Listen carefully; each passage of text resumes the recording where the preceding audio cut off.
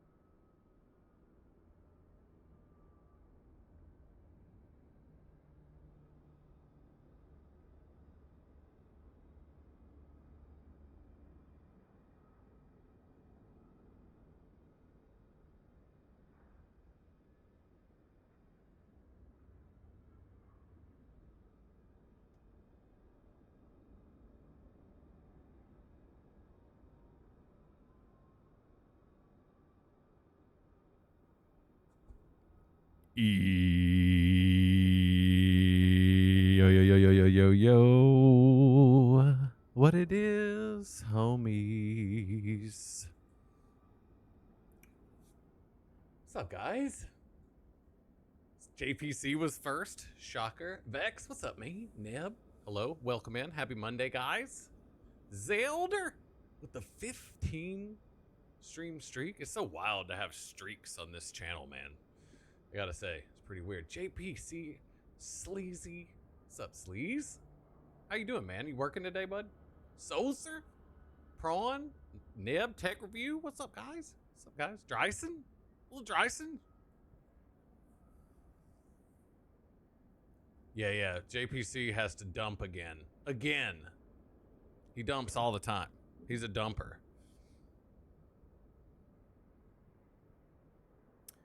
So, Bobski, what's up, man?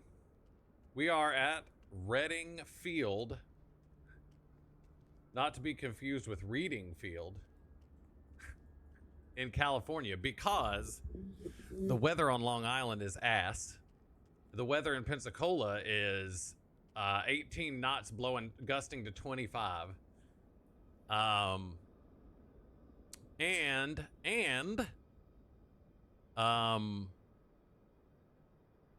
This is not the WB Sam 152. This is the regular default 152. Because I wanted to give it a try and see if it would be more accurately portrayed as far as the power goes when we do the stalls and other things. Yeah, more like disgusting. Also, I have given up the goat. The yoke is no more. So I'm just going to use the flight stick, man. I think that I don't know what's up with the yoke, man. I'm probably gonna have to order a new one, but we're gonna be flying a yoke plane with a stick today for the first time in ages, which I know is not a big deal, but still. Nooch! What's up, man? And this just so happens to be our if we get to make the second flight, this will be the airport we take off from. I don't know that we'll be able to, because as stated, I have a BatSim training session thing going on this afternoon at 3:30 Eastern. So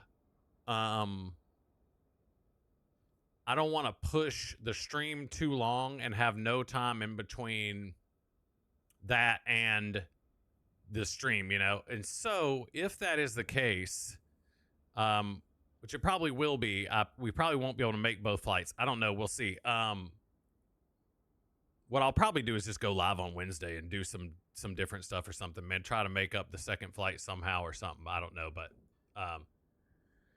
Focusrite about my failed jack socket on a 5-year-old interface, and they sent me. So I'm hoping what they'll do, Vex, is that they'll let me.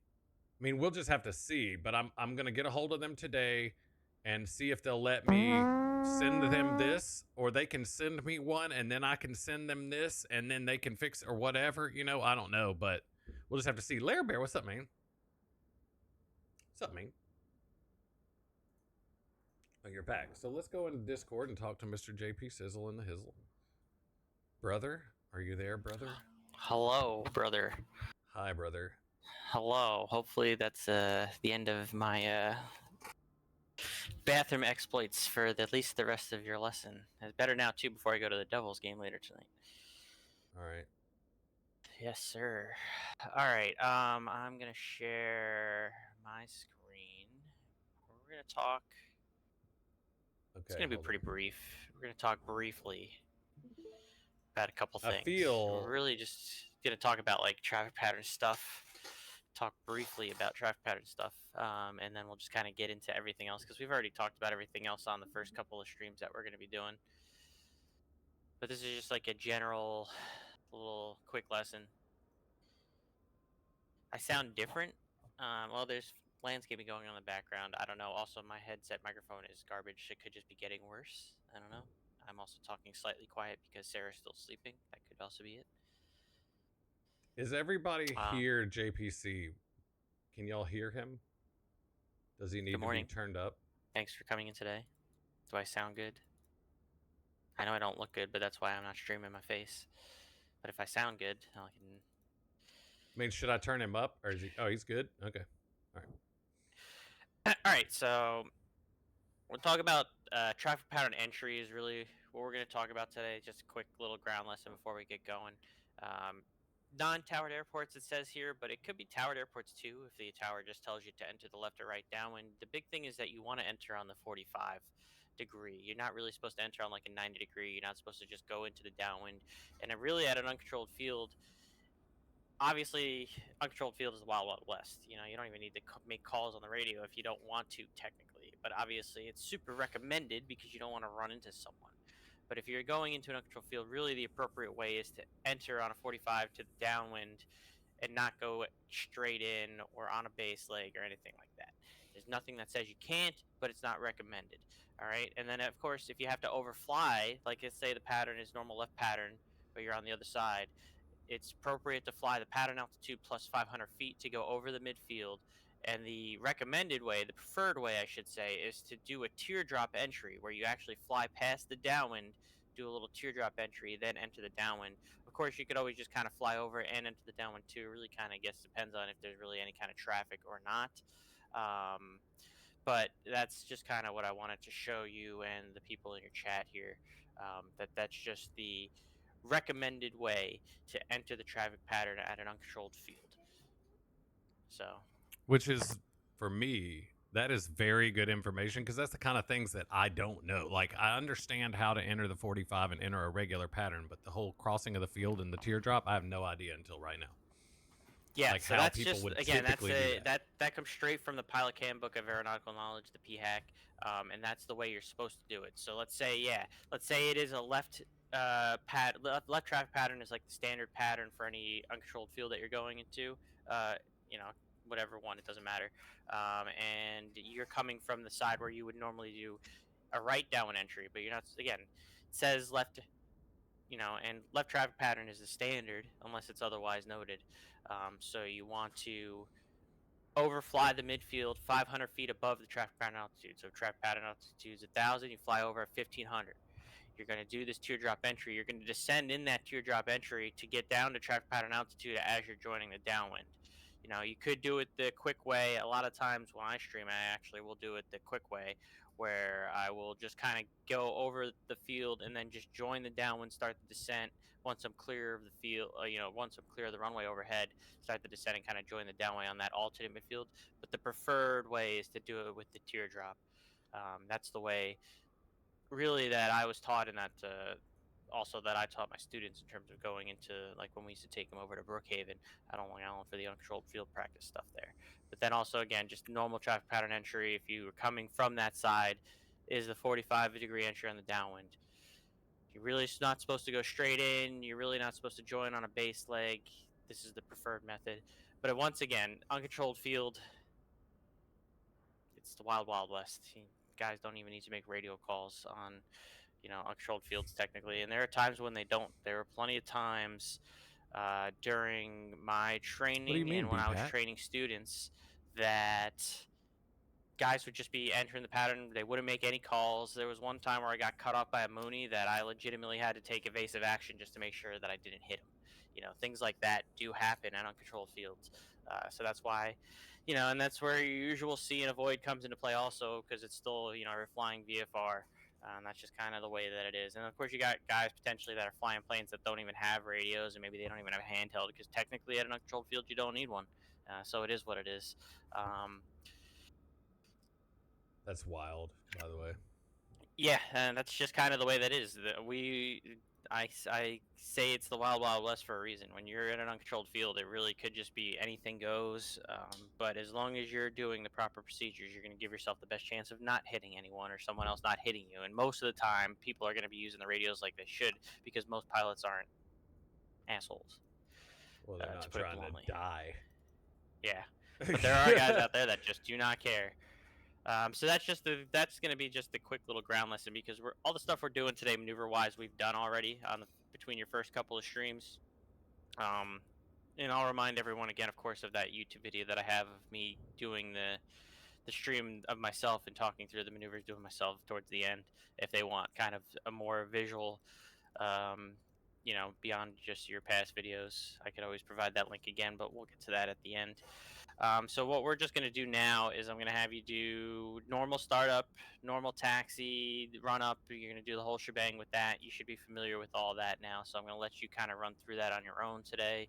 I don't know much about this particular airport of Reading, but you're not online. You don't have any traffic anyway. So let's say that even if you do have, or even if there is no run-up pad, you can just do. Actually, it does look like there's run-up pads on this airport, so there's probably a lot of training in this airport. So at the end of the runways, it looks like there's places for you to do your run-ups. So go ahead and start up, taxi, make your appropriate CTAF calls as if the airport was uncontrolled since we don't have any ATC right now. Actually, is this a tower field? It is. Reading Regional is a tower field. All right, so actually I can act as ATC. So let's see, WinCom. Let me see if there's a common runway this airport. Yeah, it's pretty nice. Just use me as you can use me as the tower controller, and you can make the call that you're supposed to make that way. So I've never flown this plane either, technically. So we'll just see how this goes. Okay. I would also recommend that we do a departure to the south because if you go north, you're going to be getting into the mountains pretty quick. It looks like south is what puts you into Death Valley there. Yeah. Or not Death Valley. Whatever valley that is up there. I don't know this area at all. But anyways, I'm going to let you make the radio call as if I'm the tower, and you're going to be looking for a VFR southbound departure. You know what? This is probably not going to work. I'm going to have to use the other plane, man. I feel like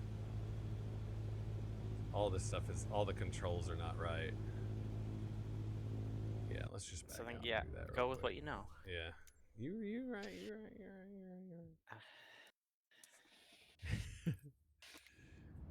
I want to try the other. I'm going to set that up to where it works better. I want to try that plane. I think it's going to be better, but for now we'll have to do this.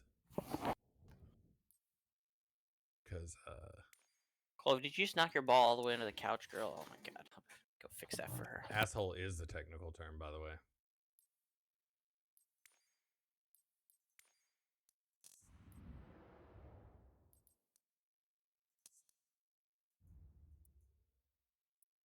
Yeah, and the only reason I chose Reading is because it was a custom airport that I have that I knew the weather was nice. That's the only reason. Of course, my cat has the super zoomies right now. Well, you need to put her in a cage. Oh, Sarah's awake now. She can handle it. Put the cat in a cage! I'm not putting the cat in a cage. Sarah, can you take care of Clove? She's super zoomied and I'm trying to do the computer thing. The computer thing. The computer thing.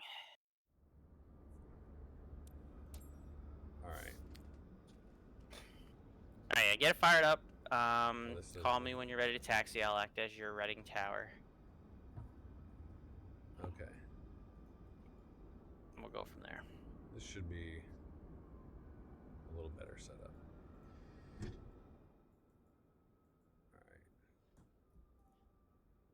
Wait, Chad, in the past I had shown Boozy what the lesson was going to be. I didn't show Boozy what the lesson is today. He's going to go ahead and we're going to give it to him on the fly.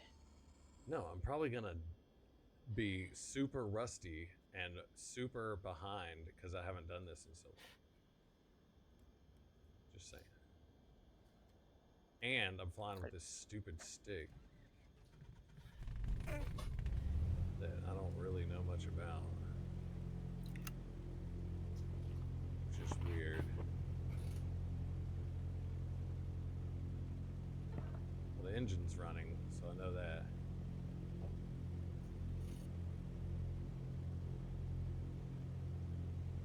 Looks like the altimeter is 3020.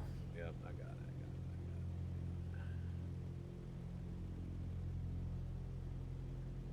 Okay. And I mean, we don't really need anything else here for this because we're not on frequency, so we don't actually have to set the radios. Yeah, I'm not looking for any of that since we're offline. There's a possibility that maybe we'll do the next lesson on VATSIM if we can find some ETC, but we'll cross that bridge when we get there. I also think the next lesson we probably introduce some of like the cross-country stuff. Yeah, we're Flight planning, cross-country.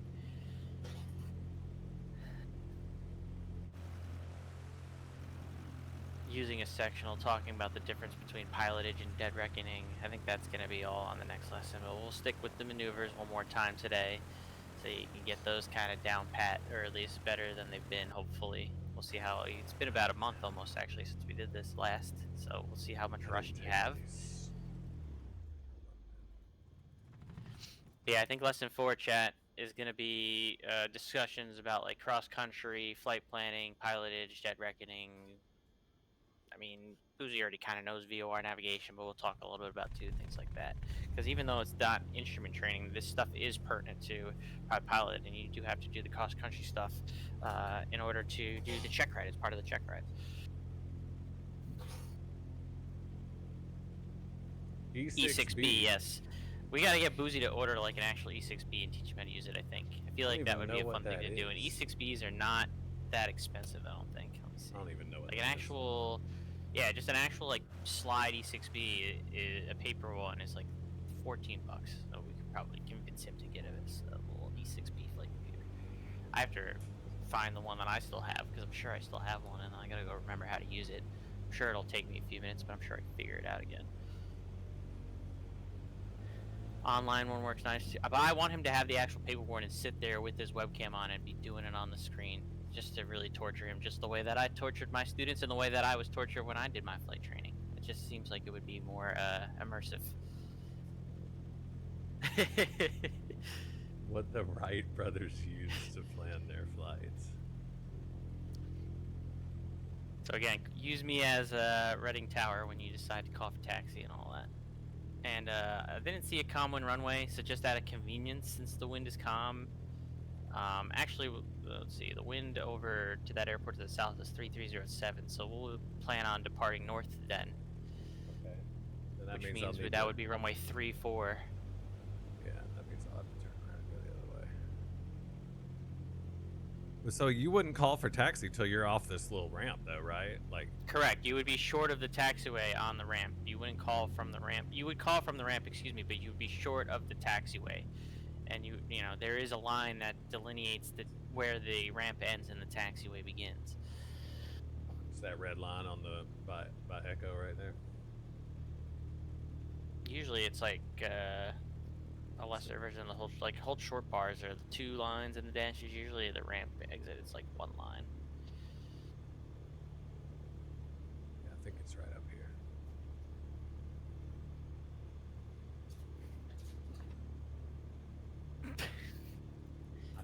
If you hear pitter patter in the background, that's Sarah's getting the zoomies out of her cat right now with the laser pointer.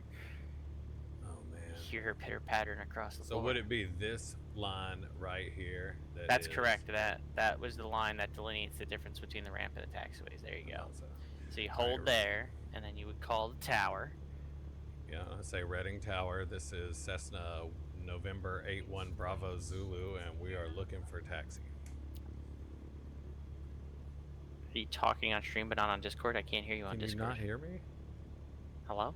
Hello? There you go. Can you hear me? You didn't hear me? Yes, now I can hear you on Discord. I didn't hear you on Discord if you were trying to call me up for the tower. Hold up. I might have some bullshit going on here. You might have muted your Discord voice. No. What? Can you hear me right now? I can hear you right now, yes. Okay, anyway, Reading Tower, this is Cessna November 81 Bravo Zulu. We are at the GA ramp looking for taxi.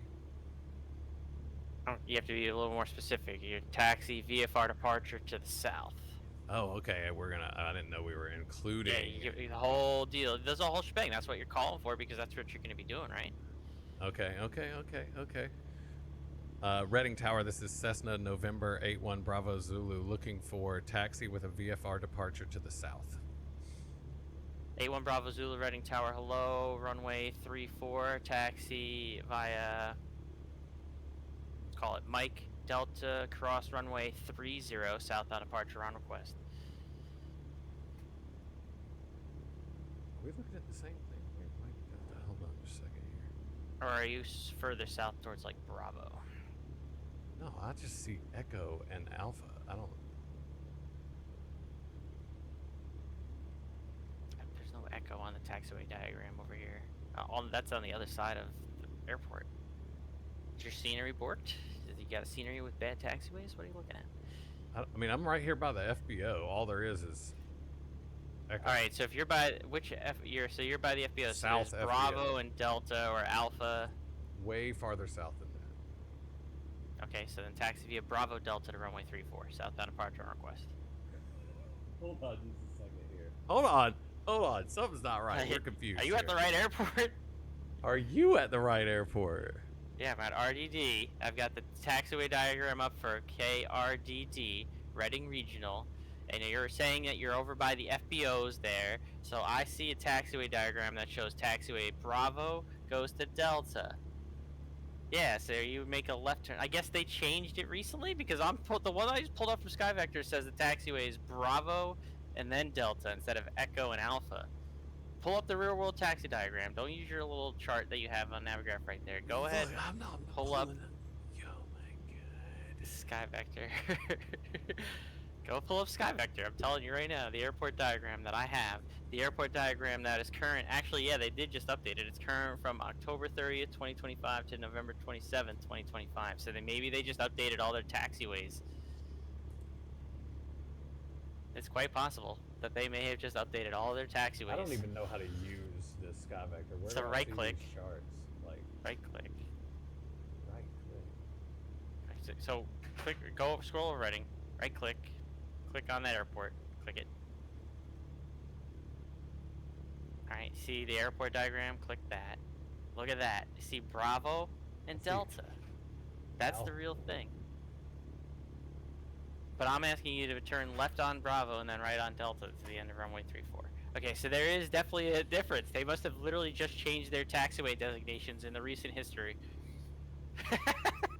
All right, so we're going Bravo Delta to the hold short point for runway 34, correct? A1 Bravo Zulu, correct? Yes.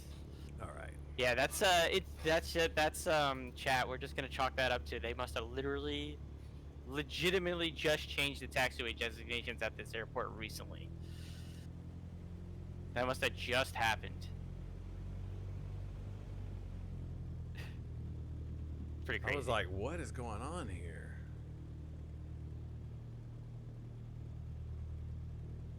All right.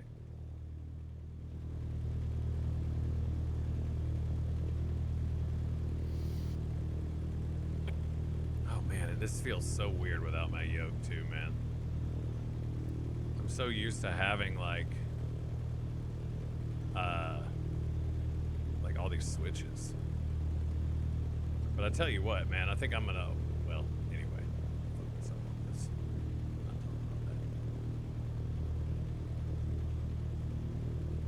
that. Yep, so there's that little run-up pad at the end of the taxiway near 3-4 there. So you just do your run-up and you call the tower when you're ready for departure.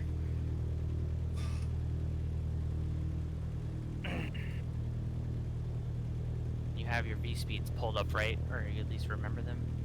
58, and no, I don't have it. I know 58 is one of them. No, I don't have it. He's so well prepared for this lesson, Chad, I swear.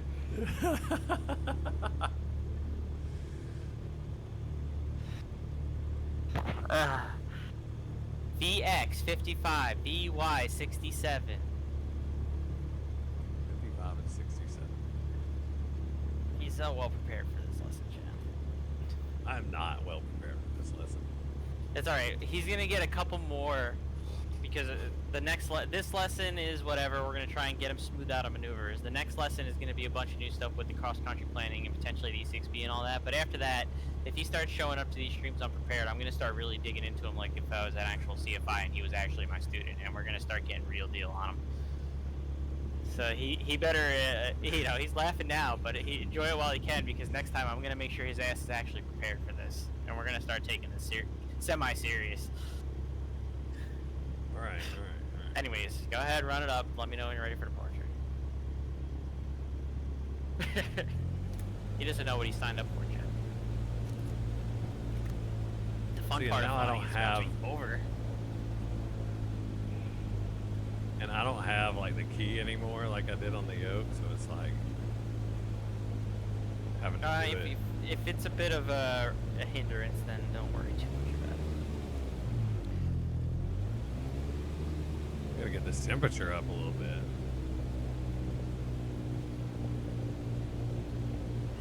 All right, I think we're ready for departure. So this is Reading Tower, November 8-1 Bravo Zulu. We're holding short 3-4, ready for departure.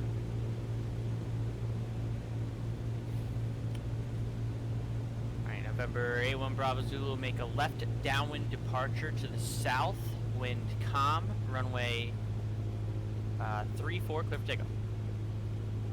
All right, left downwind departure to the south, 3-4, clear for takeoff, A1 Bravo Zulu. Oh, I'm sitting, I must have a push to mute on that button, sorry, because I'm like sitting here saying it.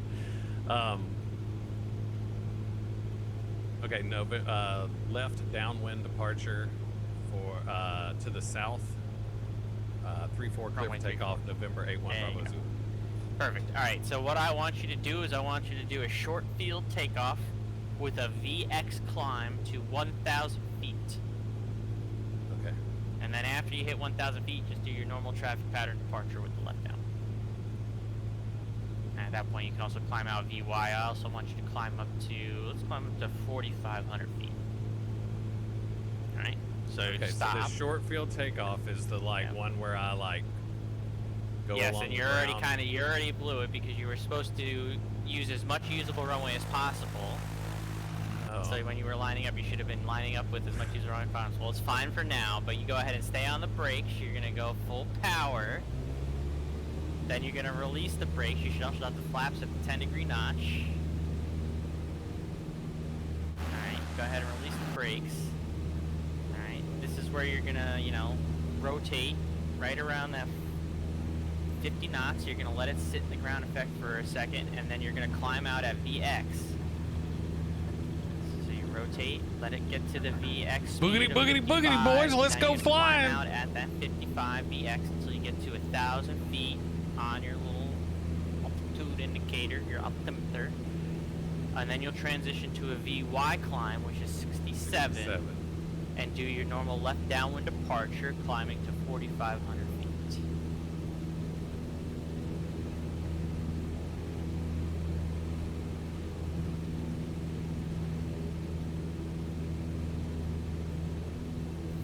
It's almost 1,000.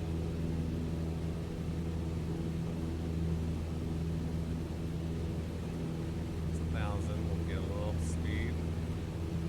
Yep, so you just climb a VY, flaps up, that's good, and then you just make sure you can start your left downwind departure.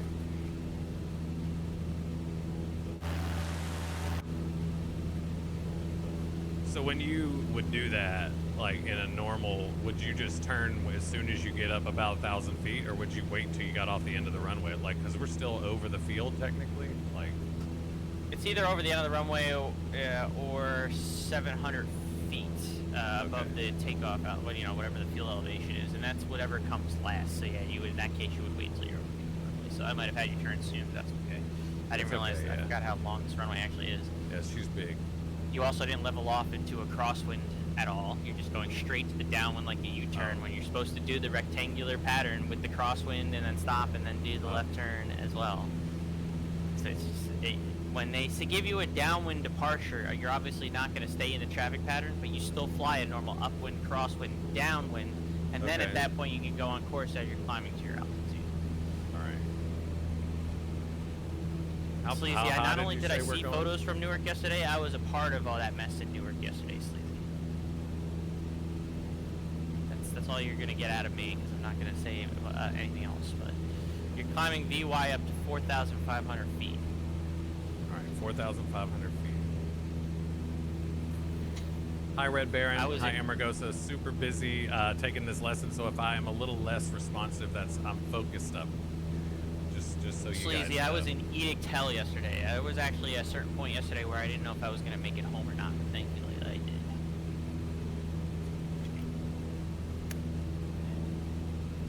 It's 2,500 feet. This government shutdown needs to end because these controllers need to get paid because the ATC system is about to collapse in on itself, right? The way things are going, but I think I'm it's not going to say end. more on stream right now. Yeah, anyway.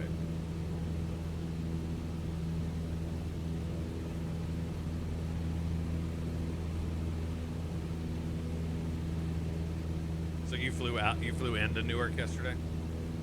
Yeah, I mean, Westchester to Palm Beach and Palm Beach to Newark. The first leg we actually didn't have any delays, surprisingly, but going from Palm Beach to Newark, we had an edict that ended up being a total of about 3-hour delay, and then they had to change our route twice on the way to Newark. Yeah, it's just a cluster, man. Everything that's going on is a cluster right now with all that real life stuff. Congress better get their act together and open this up before Thanksgiving, or there's going to be hell to pay. Ooh, yeah. So if you were climbing out like this, you would like trim up and kind of let it. Yeah, you trim the airplane so that it feels good in your hand, yeah. Yeah. Just like, and then when you go to level off of 4,500 feet, you trim the airplane to make it feel good in your hand. Yeah, trim is your friend. You want to try and make it flying as easy as possible by making the airplane trimmed out nice and nice. This thing does actually fly pretty nice, though.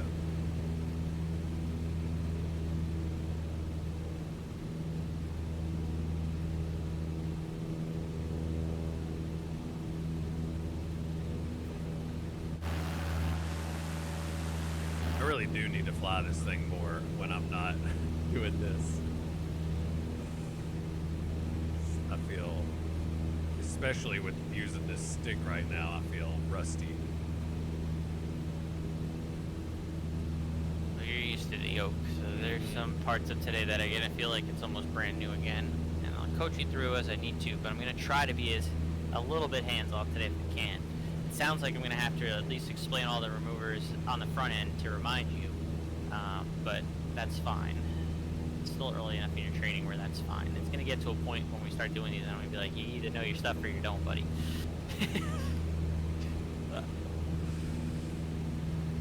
And I got that way with my students too, man. I just have to do it more off stream. I haven't touched this plane since the last time we did this.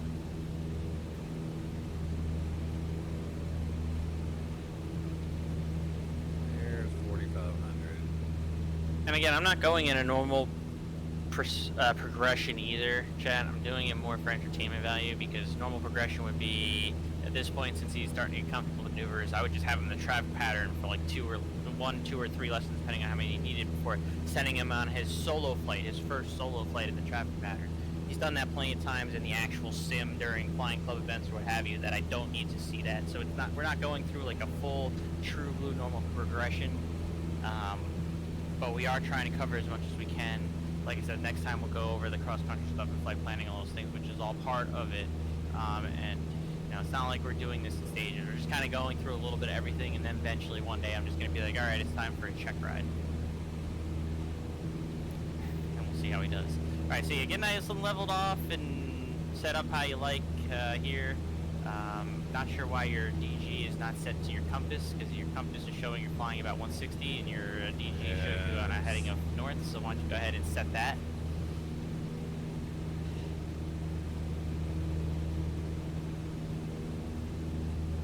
Also something that you probably should have set on the ground before taking off, but you know. Yeah. It's true.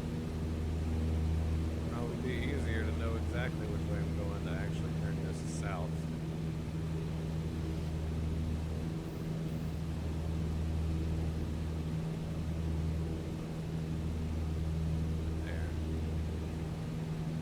So I want you to stay now on that south heading, get level and comfortable at 4,500 feet, trimmed out, and then you let me know when you're ready. And when you are ready, trimmed out, ready to go, you see you climbing a little bit to get to your 4,500 feet. Once you're comfortable on that heading and altitude, you let me know and we'll start doing some stuff here. I'm in no rush. Well, you have me for 2 hours. At 12:30 Eastern is when I have to cut it because then I have to go to physical therapy for my knee. So you got 2 hours worth of me. So don't take take as much time as you need. If we don't cover everything on my list, it's not a big deal. Okay. So yeah, you let me know when you're comfortable, ready. Level at 4,500 feet on the south heading. Again, you're looking at about 2,300 RPM. Is what you want in terms of power.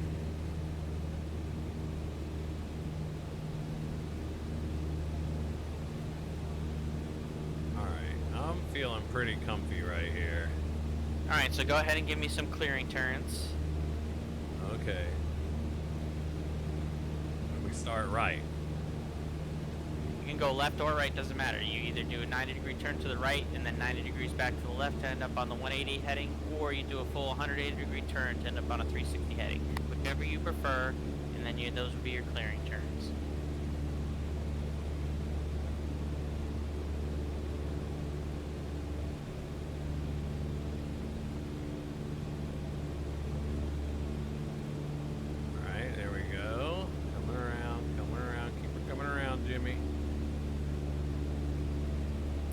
Done the full 180-degree turn to the north. Alright, so we're heading north, 4,500 feet.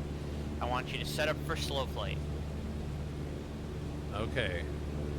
So this is scary. For slow flight, again, I'll kind of talk you through the first time right before each maneuver. So you're going to, while maintaining pitch to maintain altitude, you're going to pull the power to idle, turn your carb heat on. And you're going to slowly increase the flaps to full. Again, you're looking to just maintain your altitude. You're not looking to climb.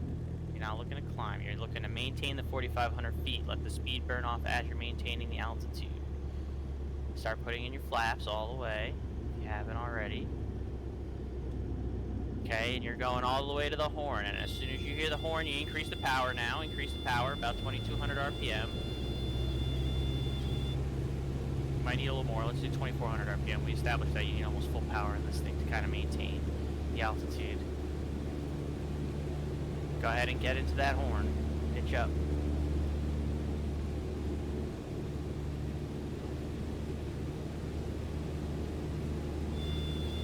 There you go. So now I want you to make a left turn to a heading of 270. Give it a little more power just to try and maintain the altitude. Giving her all she's got, Captain. Yeah, that's what we've established, that's kind of just the way it is in this thing, so don't worry about it then. Worry more about the turns. Again, you're turning too steeply, you want to do a standard rate turn.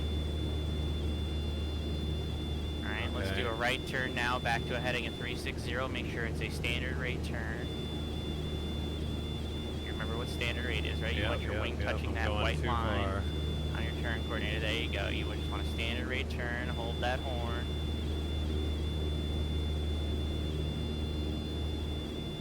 A little bit more right rudder to get the ball center. There you go.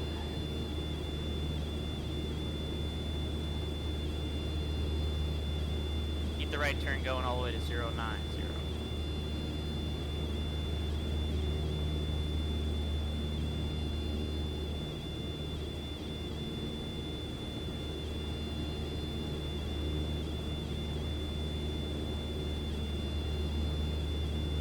You push the carb heat in also. That might give you a little bit extra boost.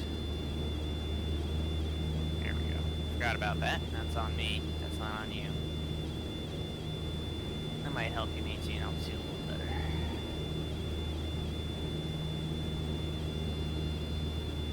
And just hold straight and level on this east heading for a little bit. Are we trying to get back to 4,500, or are we giving up hope on that? Yeah, if it's not going to climb at full power, then it's not going to be an issue. It's not something that we can control at that point. You get maybe just a touch of climb, but it doesn't look like it's going to be much. Nah, it's not really going to be much. That's a simism. All right, do one more. Sorry. Pull the power up by accident? Pulled too much mixture out. To lean it out. Okay, no worries. Get back into that horn on this heading. There you go. Go ahead and give me a left turn heading 360.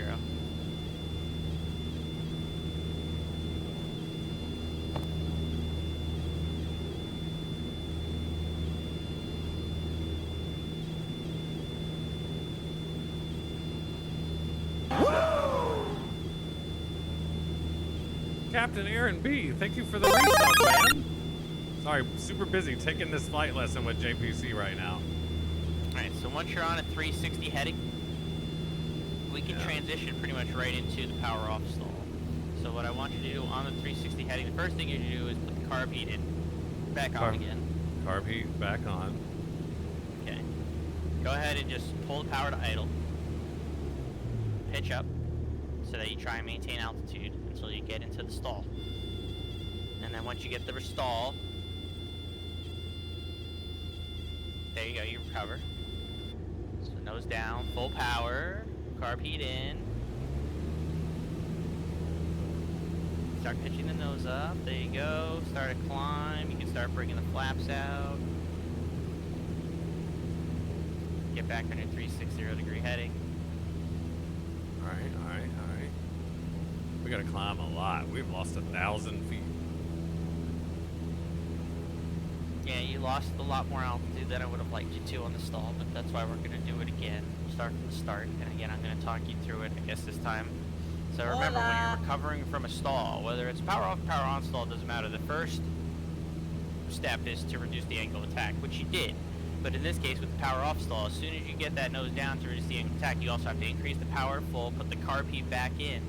Because otherwise, you're just pitching the nose down. You're not really trying to increase your airspeed other than pitching the nose down. You want to get that power in. The idea is you don't want to lose too much altitude. You know, when would you be having a power off stall? You'd be having a power off stall potentially on short final on the landing. So the idea is you don't want to lose too much altitude in the recovery, or you could smack the ground. Right. Okay.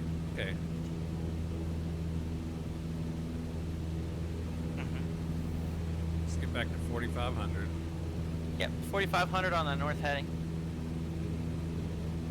Get yourself nice and stabilized. Get it all trimmed out again. All right. RPM 2,300. Get it all trimmed out, stabilized, and then we'll do it again. And like I said, I'll talk you through this one. All right, that's 4,500.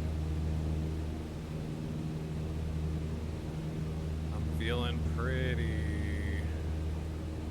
stable-ish here.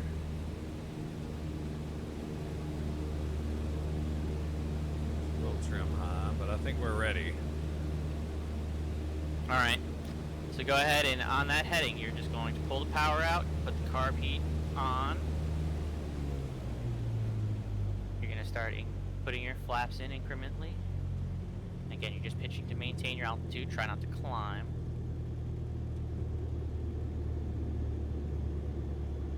You'll get it all the way to the stall horn, and then as soon as it buffets, that's going to be your stall indication. So keep going. There's stall horn. Keep pitching to maintain altitude. Keep pitching to maintain altitude. There's a stall. Oh, you spun it out. That's okay. Just focus on recovering. There you go. Just get it nose up. Get that nose up. Slowly start bringing out the flaps. Yeah, I'm not worried about that. That was actually a pretty decent recovery for what it was. It's a little aggressive. This thing is a little aggressive when it stalls out. Yeah, she falls over hard. Heading. I'm also getting you into deeper stalls. I think now with the ACS versus when I did it I think it's like the first indication. So pretty much they're going to have you recover when you hit the stall horn, which is kind of weak sauce. Yeah. Yeah. But again, this is also why he has the disclaimer is we're not using this for actually like private pilot training if you're watching. This is me just training him the way I used to train students. Some of it might even be rusty because I haven't actually used my CFI certificate for quite some time. Also, thank you for the raid, Captain Aaron B. What we're doing today, guys, just to be clear, is we're taking a simulator flight lesson with JPC, and so we're out here practicing maneuvers that we've already practiced before, but we've gotten super rusty on because I haven't done this in a month, probably, maybe more, so, and I need to do it more often, but anyway, that's what we're doing. So if I don't respond immediately, that's why.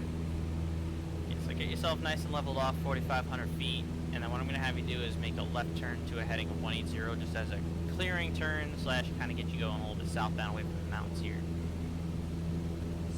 I'm sorry, say that one more time. Make a left turn heading 180 so we can use that as a clearing turn. Get nice and settled at 4,500 feet, 2,300 RPM. And we're going to set up for power on stall. Sorry, Andy B and Aaron B. Thanks, guys. We got Andy B and Aaron B.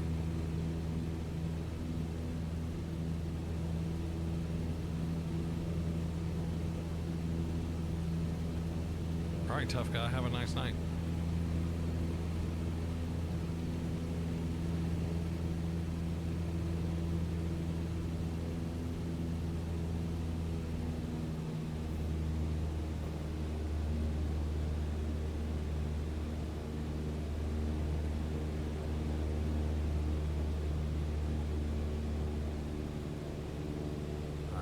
South heading, climb just a little bit just to get up to 4,500. Yep, gets nice and stable, 4,500 on the 180 heading. Once you tell me you're ready to go, we'll do the power on stall. So again, remember the power on stall, we're not going to be pulling the carpet or anything. We're going to have you just kind of get the power out. We're not going to use any flaps because it's going to be like takeoff setting, alright? Actually, we are going to have you pull the carpet out and put it back in once we go to put the power back in. So go ahead and once you're stable, let me know. I'm feeling pretty stable right here. Alright, so go ahead and pull the power to idle. Put the carpet on for now. Alright, you're pitching to maintain altitude. Alright, and then once we get to 50 knots, which is about the rotation speed, you're going to put the carb heat in and the power full, or not reverse order, excuse me. Put the power full, carb heat in, and you're going to then pitch up, and you're going to climb, and I don't care how much you climb, you're then just going to pitch up with that power in until you stall. Alright? Alright. So 50 knots, go ahead and put the power in full, start pitching up, put the carb heat off, and just keep pitching up on heading. Maintain the heading, pitch up, pull as far as the stick will go, pull all the way up there until it stalls out, and then once it stalls out, you're just going to reduce the angle of attack, keep that power in. So there you go, that's the stall, so keep reduce angle of attack, put that power in, get that nose slightly back up, you don't want to be putting down too much, there you go, pitch it up, pitch it up, pitch it up, pitch it up. There you go, now you climb back to your 4,500 feet on the heading. Good job maintaining the heading. Oh. This is nerve-wracking, man. So I'm going to mess it up. So go ahead and get yourself stabilized again, and you're going to do the whole process over, this time without me coaching you through. Okay.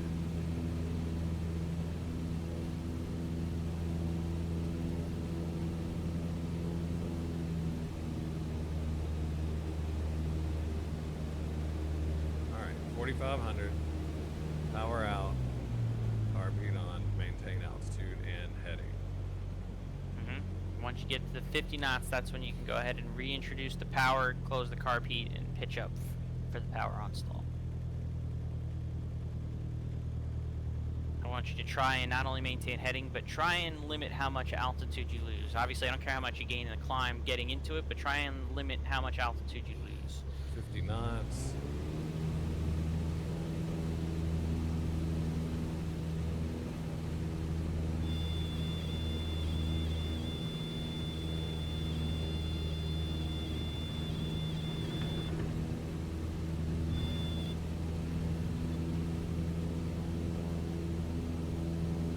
Excellent. That was great power on stall recovery.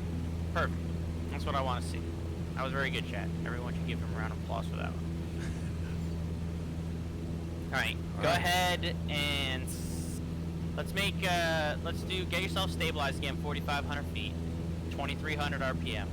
You're going to make two 90-degree turns for clearing turns. So left 90 degrees, then right back 90 degrees. You should end up back on the south heading. Okay? Left and then we're going to set up for steep turns. Yep, you're going to do left 90 degrees, then right 90 degrees, end up back on that south heading, stable at 4,500 feet, 2,300 RPM. We're going to set up for steep turns.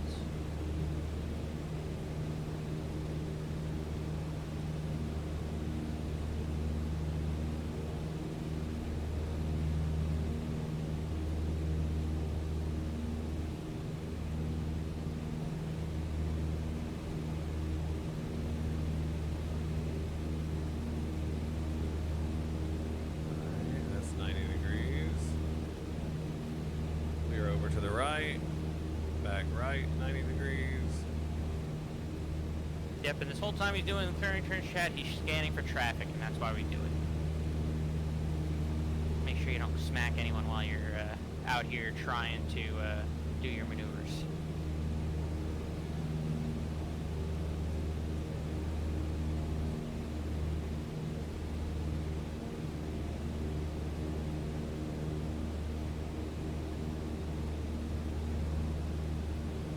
Alright, let's back south.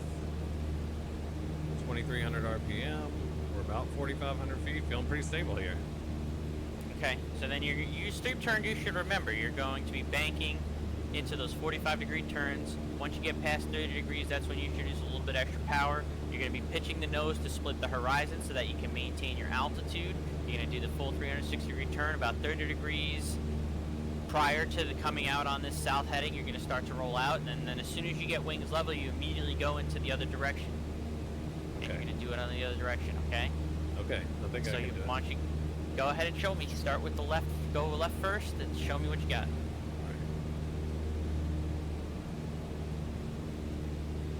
Increase that power. There you go. Hold that 45 degrees and pitch for the horizon. Split that horizon in half. Get that 45-degree bank in.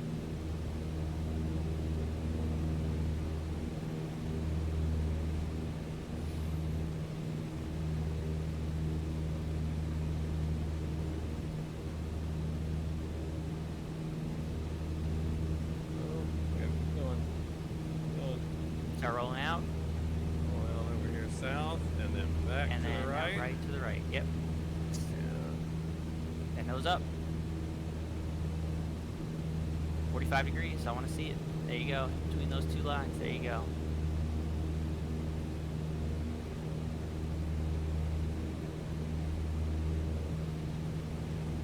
Oh God. A little bit more bank. More bank and more up. More bank. More up. More Start bank. rolling out There we 30 go, degrees there we prior. go, there we go. Oh. You gotta watch. You gotta roll out a little bit sooner because it's gotta be a little bit of a smoother rollout. You did end up back on south heading, but it's a little bit aggressive. You gotta be a little bit smoother with the rollout. Man, Okay. 30 degrees prior is when you want to start rolling back out. All right, you can pull that power back to 2,300 RPM. Get stable at 4,500 feet on the south heading again, and we're gonna just do them again. Okay. Fingers, thanks for the 100 bits. Okay, I'm feeling pretty good right here. Like, I'm ready to do it again. All right, left first and then right. Show me again. All right, left.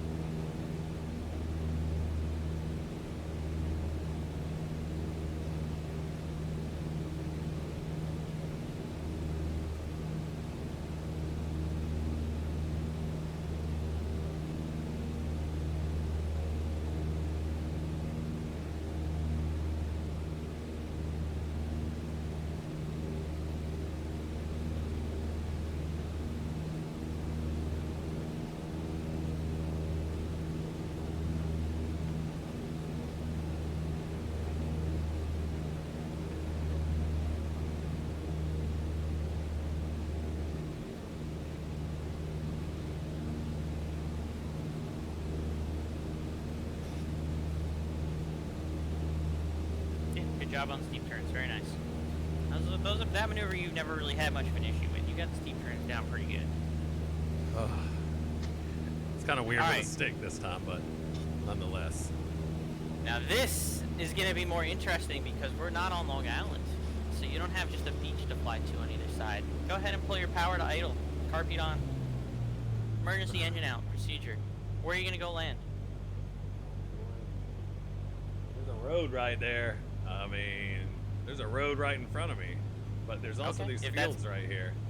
I bet that field If you would think be you nice. could do the road, or if you would think the field would be nice, but you don't know how smooth that field is. You don't know how rough that field is, right?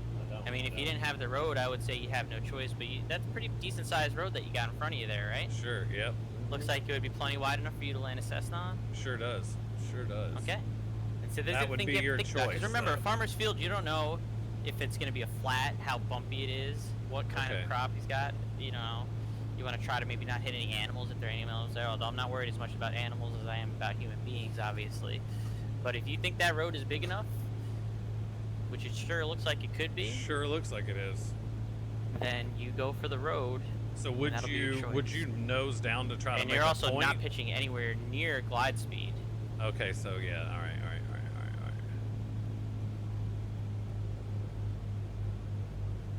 Glide speed's about 60 knots in this airplane. So you would try to make it as far as you can. You wouldn't try to hit a point with that, like, you know. Well, you're still at this point. You want to make sure that the road is where you want to be, but then you can just circle. You're gonna circle. If you found the point that you want to land, you can circle around. Really, we're looking more when we're doing the simulated engine out. We're kind of just looking to see that you're gonna go pitch for glide speed, which you're still not at, which is 60 knots. So then once you get to that glide speed of 60 knots, then you go and start looking, okay, where am I going to go land? And then once you figure out where you're going to land, that's when you can start getting away from using glide speed if you want to adjust your pitch and angle, whatever you need to do to maneuver to get to that point. But the very first thing that we want to see, and that I want to see in the future, is that I say, engine failed, what are you going to do? I want you to see you pitch for 60 knots. I want to see you pitch for that glide speed before anything else, and then you go and start looking for where you're going to land and everything like that. Okay. So where's that road now? The road that you want to land on looks like it's probably getting, right below you. Okay. Yeah, right here. And if there's a certain point you want to land on it, then you can start, turning left or right and doing circles over that point if you want to. That looks good right there. All right. That little spot right there looks pretty straight and flat.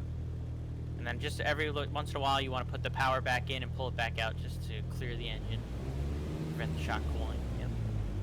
Again, that's just part of what the maneuver is doing. So now, since you know where you kind of want to land, you can now pull the power to idle, keep the power idle. Start configuring yourself how you want to land. So if you think you need to start going down more and putting flaps in, do whatever you need to do now to start configuring yourself for landing on that particular road that you're looking to land on. I think we would do a circle. Probably. So yeah, if you want to circle, but watch your glide speed, because if you don't hold that glide speed, you're going to lose some unnecessary altitude. You might run out of altitude that you need while you're doing the circle.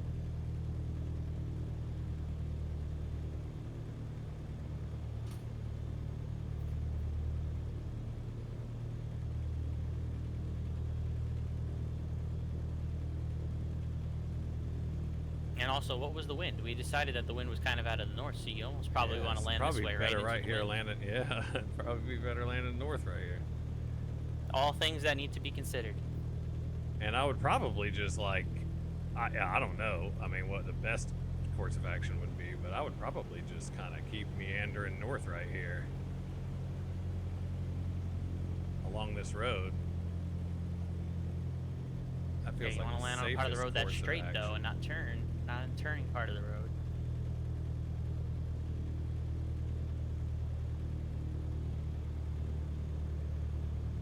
We would have to do another circle, so let's do that. I think. We keep that 60 knots. Keep looking where we're going. We're 1,000 feet. There's the road. And we're right lower there. than that because the elevation is probably about 500 feet. So go ahead and recover. Okay. Climb up to 1,500 feet. Put the car V back in. You probably could have made it. You would have been tight with that last circle that you were doing, but it gives you now an idea of this is a lot of stuff that I need to consider. And that's why it's important you get to that glide speed versus 60 knots. It's going to give you the most possible time to make a decision where you want to go. And if suddenly it doesn't look good and you find something better, then you are allowed to change your mind and say, hey, you know what, this spot looks better. I'm going to go land on this spot because that looks like a better spot to land. And you have to consider the wind. You have to consider landing to the headwind if possible. All these different things that you need to think about when you're doing the simulated engine out. All right? So we're going to go ahead at like you 1,500 feet. Okay, go ahead. You asked me a question in a second. Get stable at 1,500 feet, 2,300 RPM. We're going to start setting up for the ground reference maneuvers, the steep turns around, or the S turns around and point, all that. Okay. So get stable 1,500 feet, and then you can ask your question. Well, I was just gonna say, you would want to know. You would obviously want to know all these speeds for your respective aircraft if you owned, if you were flying something other than a 152. Yes, you should know them by memory. Yeah. Okay.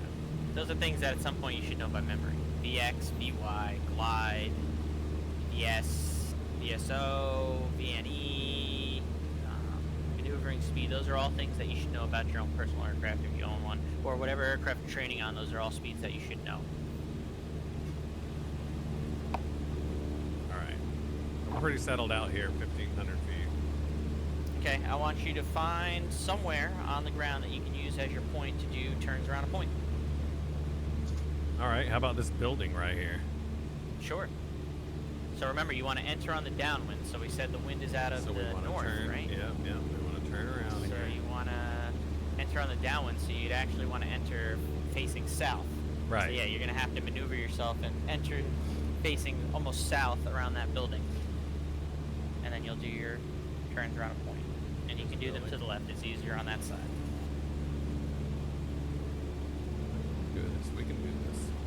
Are you giving me little love nibbles again, Clove? What are we doing? Hi, baby. JPC is Little receiving love nibbles. Nibbles from Nibbles. Now you got me saying it. I'm getting love nibbles from my cat, Clove, Jen. She's very affectionate and wants attention this morning. Go figure. There's the building right there. So let's just go up north a little bit. Yeah, take your time, set up. You're going to maintain 1,500 feet. Enter on the downwind. You're going to make left turns around the point. And the idea, again, of course, is that you're trying to maintain a constant radius around that point, adjusting your bank as necessary to do so. And the theory is that since you're going to be downwind with the highest ground speed, is that when you should have your greatest amount of bank starting the turn around the point, and then as you get towards the upwind, you should be in your shallowest amount of bank, because that's your least amount of ground speed. And then you adjust a little bit here and there as necessary to keep that constant radius. Let's turn back south.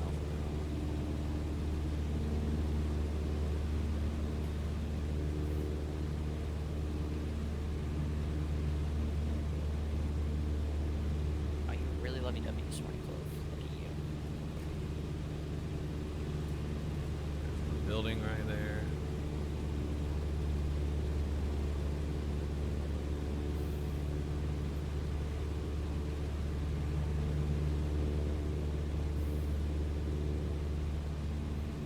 And again, not only are you maintaining this constant radius, but you're also maintaining your altitude. So you have to go outside and then come back inside, scan your instruments, and then go outside and make all these adjustments. So you can be able to kind of back. All right, so now we're coming back around on the downwind. There's the building right there by my pitot tube. I can see it.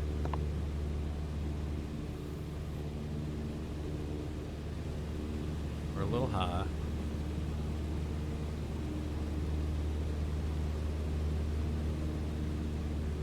There she is.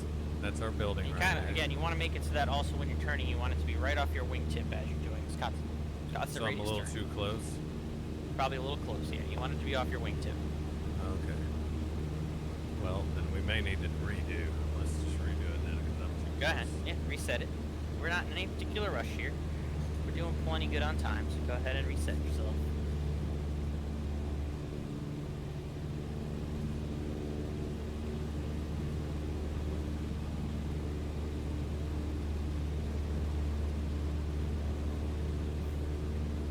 Well, do you really need to keep rubbing up my computer like that? I'm afraid you're going to somehow accidentally turn it off.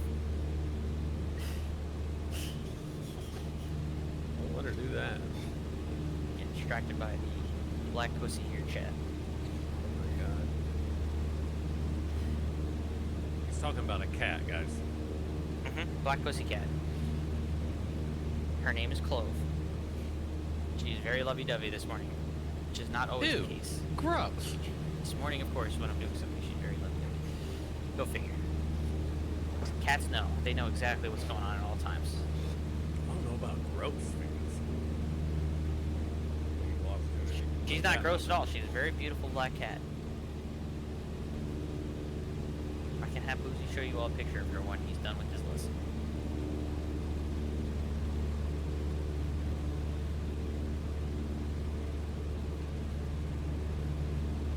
There's our building directly off the nose.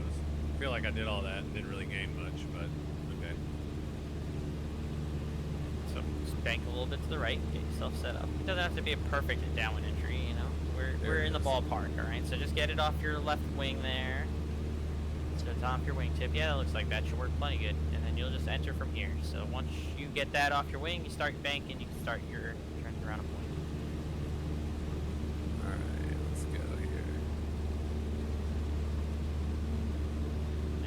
want to try and maintain that constant radius while also trying to maintain your altitude.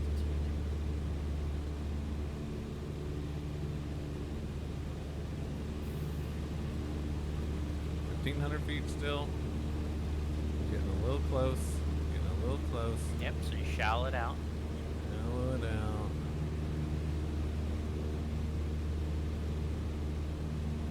Start turning again. 1,500 feet still. Climbing a little bit. Let's go down a little bit. There's the building. Very good. So I want you to do 2 full turns. All right. Around this 2 point. full turns. Shallow out a little bit. We're getting a little close, it feels like. 1,500 feet still.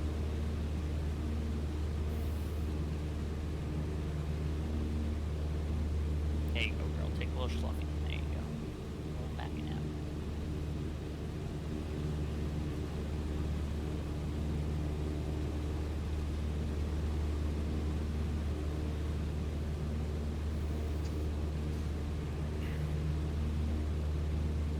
Not bad, not bad.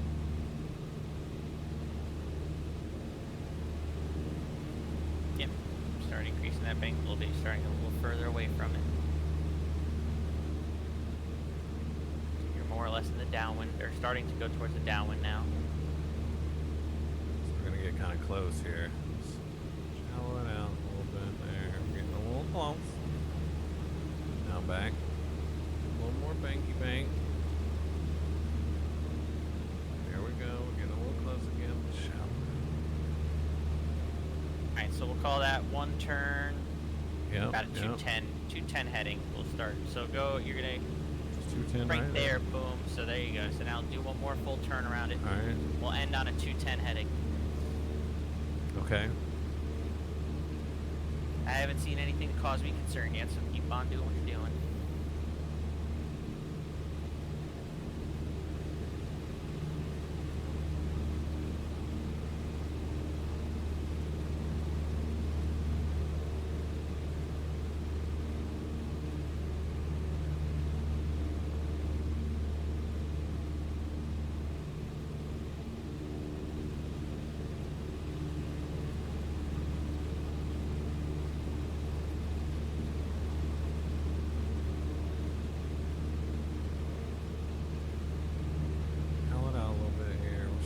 We're still doing good here. Back around the bank a little bit. I like to talk myself through it. That's perfectly fine.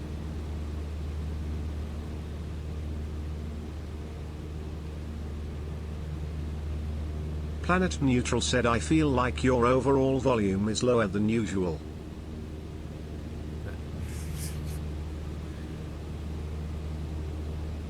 Are you talking about me specifically, Nooch? I have turned it down, and that is targeted. If you're talking about my voice in particular. I've been watching my VODs back, and I feel as though that I am way louder than the rest of the stream. I've had that same problem on my streams too.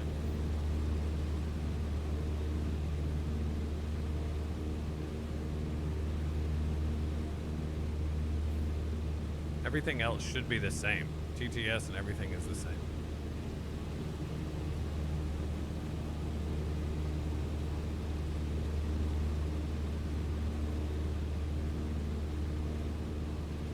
Getting a little close here.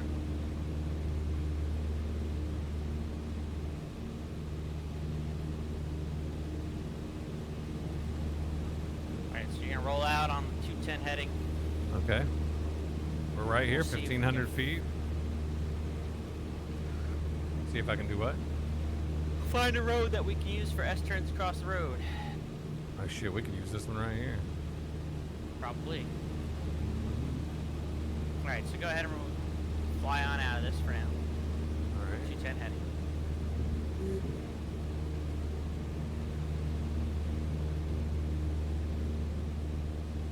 Maintain 1,500 feet. If you want to start making a right turn and kind of loop around, we can take a look and see if that road's going to work.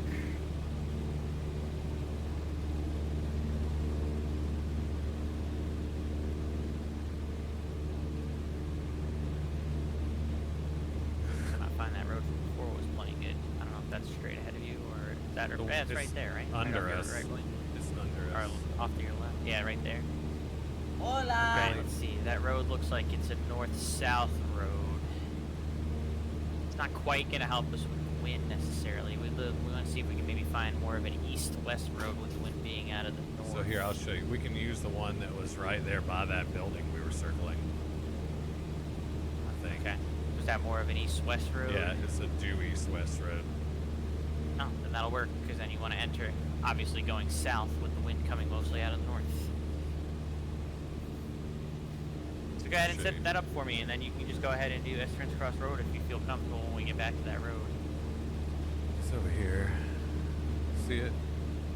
That's the road right there I was talking about. Sure. Alright. So then go ahead and maneuver so that you enter that road facing south, obviously, so you're in the downwind. It's feeling pretty good and trimmed out, man.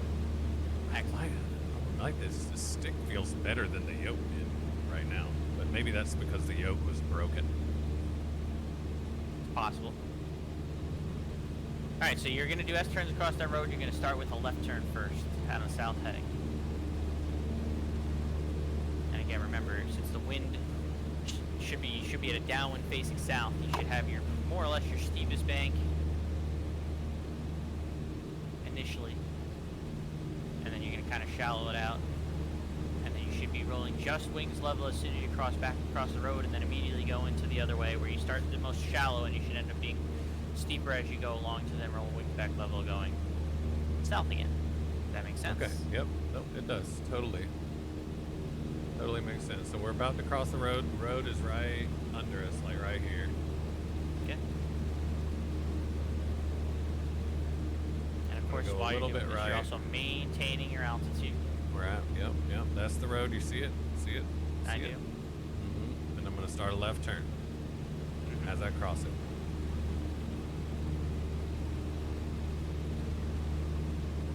All right, left turn.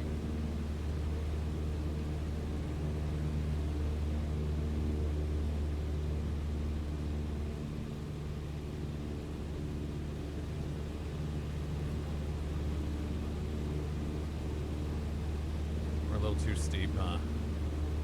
No, keep going. You want to end up so that your wings level parallel to the road. Or I should say, perpendicular rather.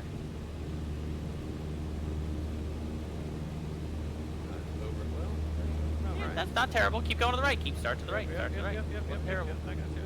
Again, you want shallow start to the right because now you're upwind, right? It should be shallow and you should actually be getting kind of steeper until you have to roll wings level to cross back across the road. And it's not a perfectly straight road. No. So you're just going to have to kind of wing it. So you're going to be looking more out your right side there. And actually, once you cross the road, you're going to do the turn down to the right. You do the same thing except starting to the right now. Okay. So just keep the turn going. Well, level out. Look to your right. Look to your right. Yeah, now go to the right. Then back to the right.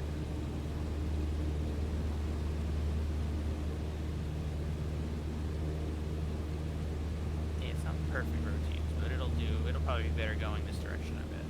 So steep turn, steeper turn, keep going. Now you want to start shallowing it out.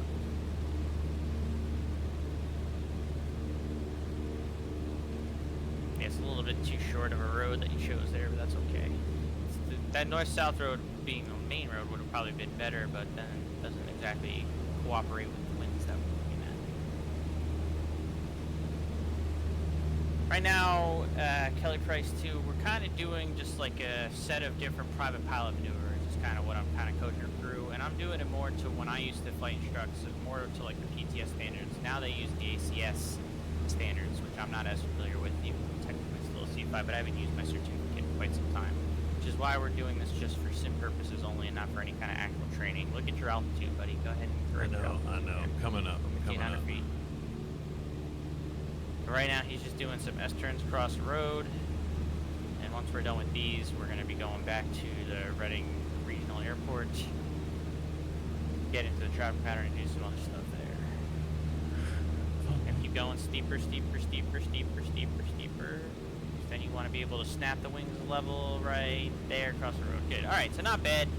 we could have probably had a better road for the S-turn, so we're not going to go any further than that. That's still a pretty good job.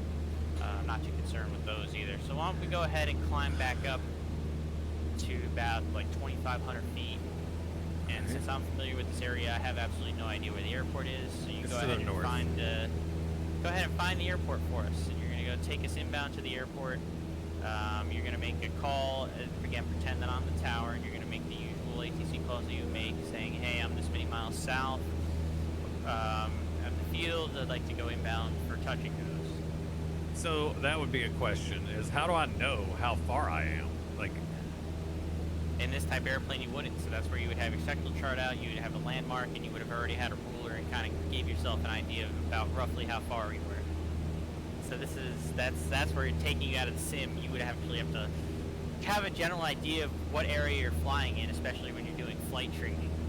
So since we don't have that really, I would say I'm about 10 miles. That would be my guess, but it may not be that far. Right. And so then again, this is where now, if we were doing this in real life, you'd most likely be doing your training at Pensacola. You'd have a familiarity with the area. You'd have a general idea of how far you are from the airport based on different ground landmarks you got comfortable with on the ground, and that's how you'd be able to do it. Like, remember, Republic could call over a capture monument. That's one of those points that you can call over. Neither one of us know for this particular airport, so at that point you're kind of ballparking it. And in an airport that you're unfamiliar with when you're going into it, it would be kind of the same thing. You would have to kind of ballpark how far you were. You could maybe try and find like a VOR, or you'd find a landmark that you would find visually, and then you would have already measured from that landmark on your sectional to kind of give you exactly how many miles it was to the field or different things like that. That would be a lot of pre-planning kind of stuff that you would have to do with an airplane that doesn't have any GPS to give you that guidance.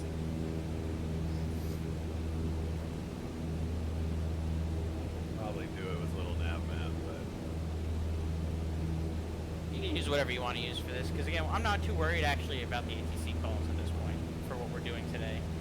In fact, we can even just abandon the ATC calls at this point for today. I'm more worried about the actual river itself, so we're not going to worry about. We are 11 miles. We're exactly 11 miles. 11 miles to the south. Yeah. Okay. In that case, then we can do the ATC call. So I'll be Reading Tower, and you're going to call inbound. Let's say the ATIS is Bravo. All right. So you're going to call inbound with your position and altitude, and tell us what you want. So you would say Reading Tower, November 1 Bravo Zulu, about 10 miles to the south, information for Bravo. Or I should say 10 miles south, 2,500 feet, information for Bravo. We'd like to hit inbound for some touch and goes. Okay, Reading Tower, this is November 8-1 Bravo Zulu. We're about 10 miles to the south, 2,500 feet. We have information Bravo on board, and we're looking for some touch and goes.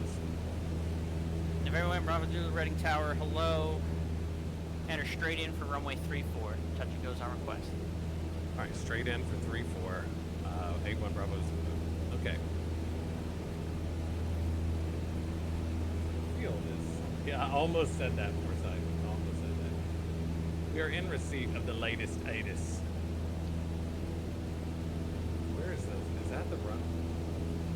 Where's the field? Oh, okay, there it is. You should be almost pointing straight at it Yep, for runway 34 since you're flying at about 340 heading. I see it. It's right here.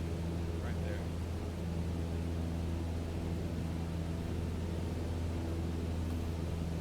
there. Alright, so this very first, and as a tower, since you're going to be dealing with the pattern, I'm going to more or less be clearing you for the option each time. Okay. What that means is you can either do touch and go, you can do a stop and go, you can do a full stop, you can do a low approach to a go around. If you do the low approach to the go around, you do still have to call the go around though. That is one thing you have to do with the tower. You have to say November 1 Bravo Zulu, going around, and then the tower will just give you the instructions from there. This first one, you are going to do a go around. So what we're going to do on a go around in this particular airplane is you're going to obviously just set up for a normal landing, right? You're going to be getting the flaps in, getting the carpet on once you start to reduce the power. You're going to get fully established for like a normal landing, and then at about 100 feet, I'm going to tell you to go around.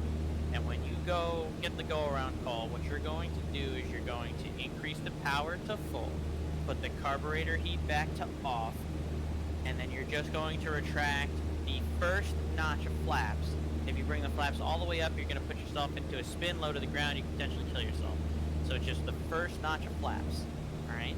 So full power, carb heat off, first notch of flaps, and obviously you're pitching up at the same time as you're doing this to start the go around, so that you're not going to just full power yourself into the ground either. All right, and that's what you're going to want to do for the go around. And then you would just climb out like you normally would on a takeoff. You would eventually get the second notch of flaps out, and then first notch of flaps out until eventually the flaps are all the way up.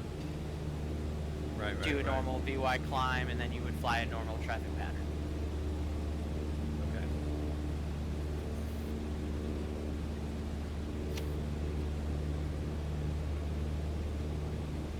So I'm not going to have you go around exactly 100. I'll call the go around for you. So at some point, as the instructor, I'll just say go around, and that's where you're going to do it. So you just fly as if you're going to land.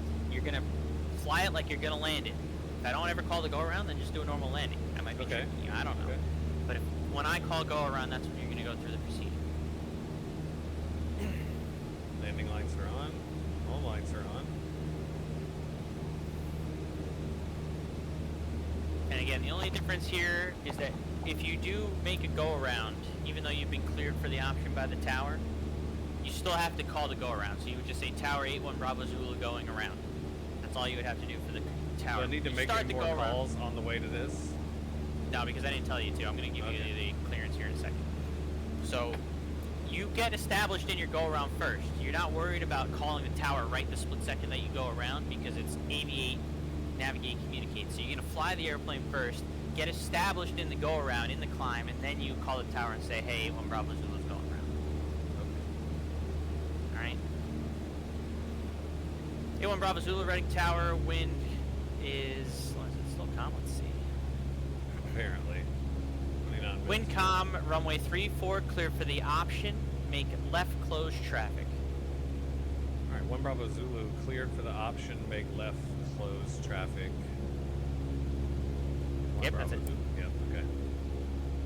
It doesn't matter if you say it on the front end or the back end, it doesn't matter. Okay. You know, you don't need to say Reading Tower. You've already identified. You don't need to say Reading Tower anymore.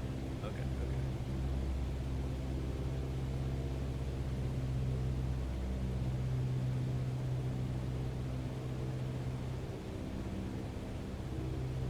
In the downwind, you can just say Tower 81 Bravo Zulu is left downwind when you're in the downwind.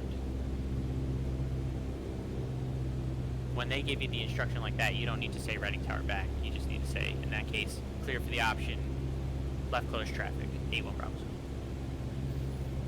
Alright, so just like I said, normal landing. So you gotta, when you start reducing the power, you're gonna put your carb heat on. Remember to put your carb heat on when you start reducing power in this thing. And you start configuring your flaps as needed. I've got one in already. Even though you're not on the white line, so you really shouldn't have any flaps in, right? So you gotta reduce that speed there, bud, so that you're in the white arc with the flaps. Oh. Alright. Alright.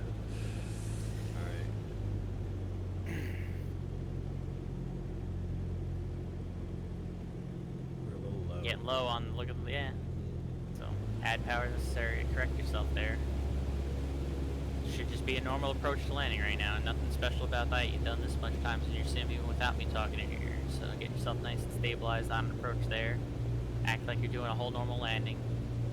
Eventually you're going to have the flaps full. And I'll let you know when to go to start the go around. Or I may just have you land if I'm feeling like an asshole. We'll see. How are you feeling? Feeling pretty good right now. Okay.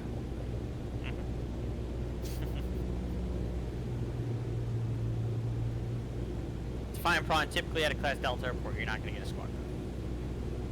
That would be highly unusual for a Class Delta.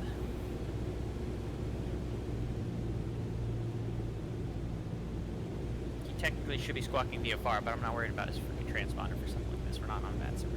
I'm not worried about that. He's not even on the right frequency. I'm not worried about that either. It's not the stuff we're simulating right now. We'll take that a little bit more seriously in the next lesson when we're doing all the cross-country stuff and planning and this and that, and then we're going to make it like a real deal thing, but I'm not worried about it right now.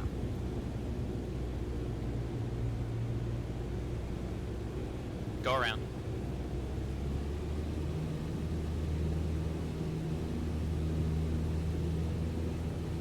First notch flaps.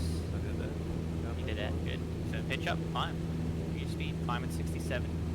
And now you would call the tower and say, Tower 81 Bravo Zulu going around. Alright, Reading Tower, 81 Bravo Zulu going around. 81 Bravo Zulu, make left close traffic. Left close traffic, 81 Bravo Zulu. Good. Yep, so in this case, end of the runway, you'll make the turn. Traffic pattern altitude at this airport is going to be, let's see, it's specific. It doesn't say the traffic pattern altitude at this airport is going to be 1,500 feet. Okay.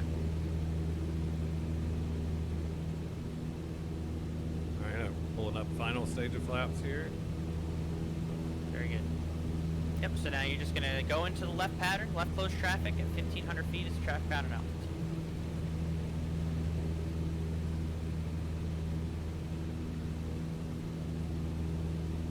Still over the runway. I'm Again, go out make sure you do your full crosswind, 90 degrees, then downwind. You know, I want you to fly the appropriate pattern. Right. We're gonna fly an actual pattern rather than willy-nilly. Yep, so you can start your left turn here.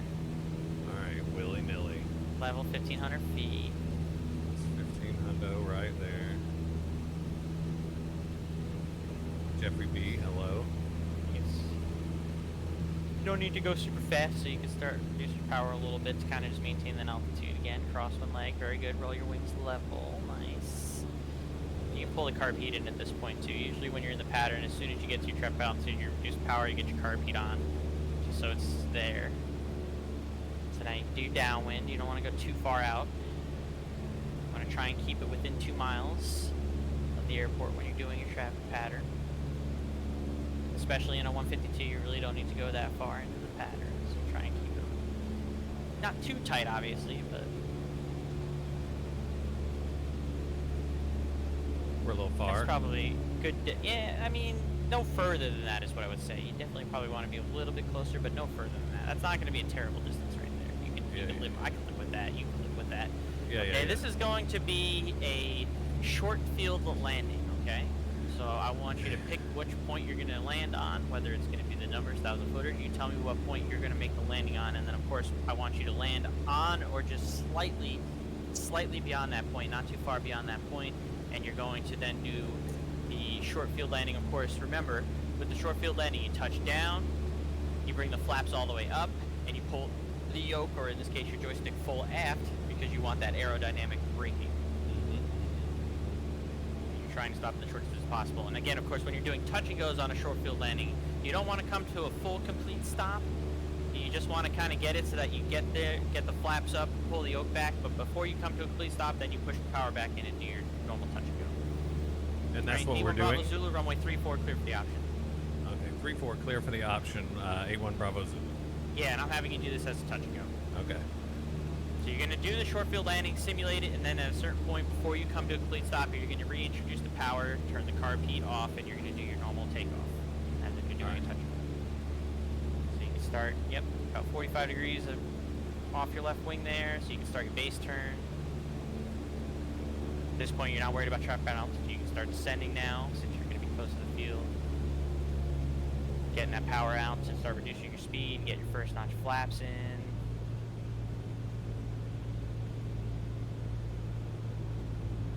Should really be your first notch flaps on the downwind, second notch on the base, and third notch when you turn final is kind of the progression you want with your flaps. Alright.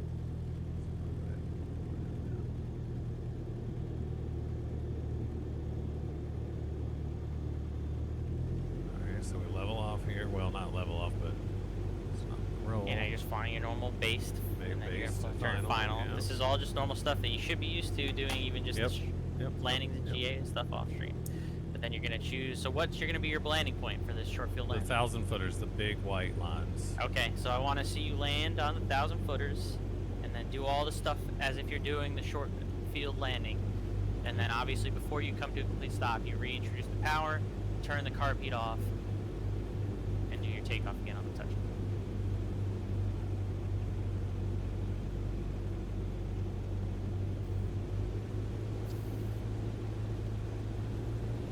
Do you do virtual instrument lessons? I don't know what that I don't know what that means, Defiant Prawn. I can tell you I don't know what you mean by that, to be honest with you. You're asking me that, like, if I would do the same thing I'm doing right now but for instrument training? I mean, I probably could, but we're focused at least with Boozy on private pilot stuff. If you wanted to do like instrument training with me separately, that's something that we could try to arrange at some point. You have full flaps in, correct? Mm-hmm. I think so, yeah. Yeah, very good, very good. Yep, okay. Show me what you got then. I want to see you land on those 1,000 footers. Again, you don't want to land prior, since we're doing this as a short field. You either land on or within 100 feet after the 1,000 footers.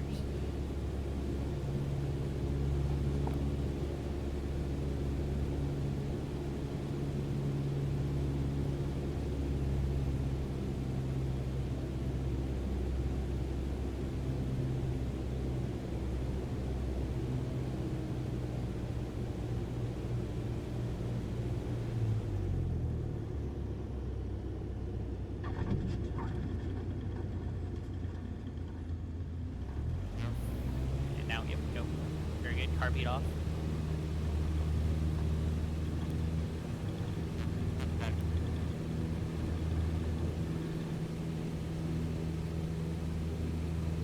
K-Dub. I think I lost you, man. Yeah. I think we lost JPC. Alright, they're talking to me. Keep going. I'm still watching. You should just be doing a normal traffic pattern takeoff Yep, here. yep, yep. 67 knots, climb up to 15 hundo, and then we'll do a left Lucy. K-Dub, what's that mean?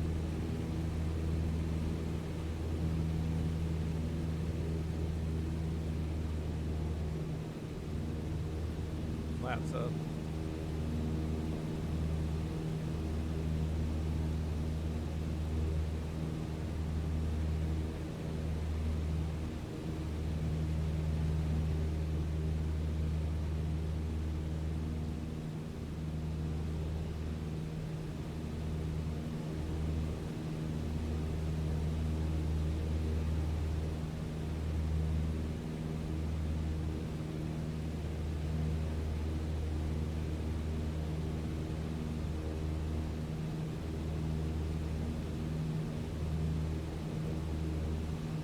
Sarah had something important for me.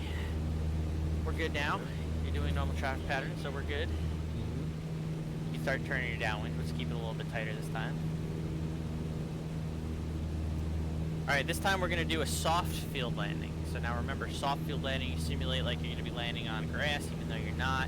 And the idea is it's basically just a normal landing, except for you're going to be keeping a little bit of power in as you do your, flare, to kind of land as softly as possible, which, by the way, your short field landing was more or less a soft field landing anyway. It was nice and soft, so just try and get a nice soft field landing in, and again, you're going to try and hold the nose back at that point to kind of keep the nose wheel off, almost like you're popping a mini wheelie, because you want to try and keep that nose wheel off as long as possible if you were on a grass strip, remember, and then you're going to, same thing, at a certain point before you come to a complete stop, you're going to put the power in, turn the carb heat off, make sure your flaps go all the way up and do a normal takeoff. And again, on these go-arounds, on these touch and goes, as soon as you get the wheels touched down, start bringing those flaps all the way up, because it's touch and go. You want those flaps at 0 when you're doing a normal takeoff.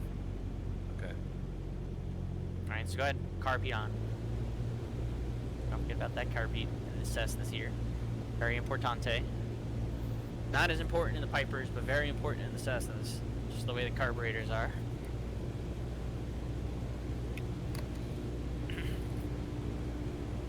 Like when I was doing my training in the Warriors, you didn't have to worry about the carb heat on any approaches. But Cessnas, 100%, you need them. It's just the way they're designed.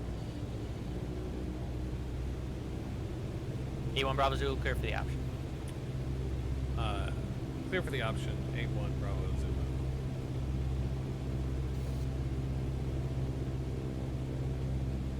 So you can start your base turn. Again, you don't want to. You're the only one in the pattern, so you don't need to go too far with these. I'm kind of giving you the cues now of where you kind of want to make your downwind turn and your base turn. Obviously, if there's traffic in the pattern, you're following someone, you would be following that traffic, giving them the space, etc., etc. But since we're the only one in the pattern, you keep it nice and tight.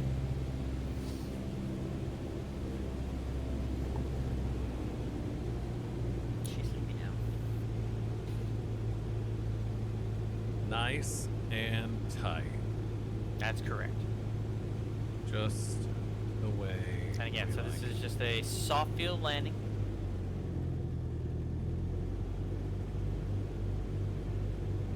Remember, you want just a little bit of power in when you're doing these soft field landings. And as soon as you touch down, then you can pull that power back to idle, get the flaps all the way up, try and hold that nose oil off. And as you start to slow down a little bit, then you can then reintroduce the power to do the go part of the touch and go.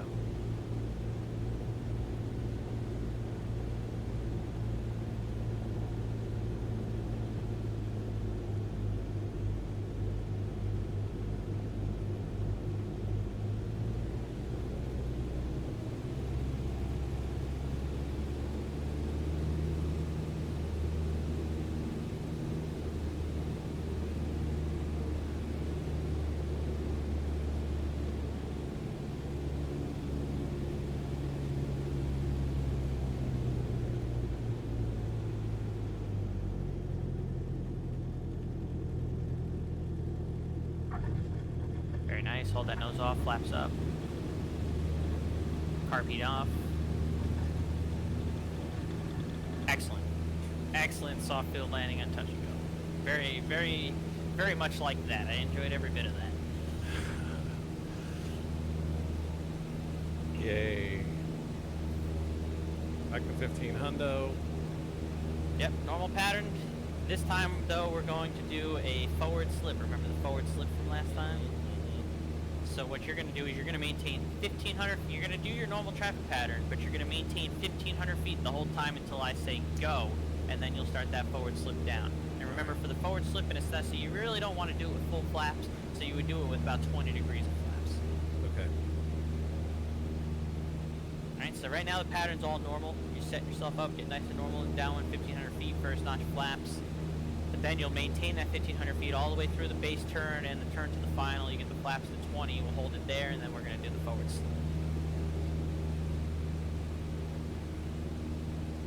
And this forward slip is going to be to a full stop. So when you're looking for a full stop in the pattern with a tower, you would call in the downwind and say, Reading Tower, A1 Bravo Zulu, left downwind, full stop. Alright. That's our cross. About 1,500 feet. Go on ahead and come around here.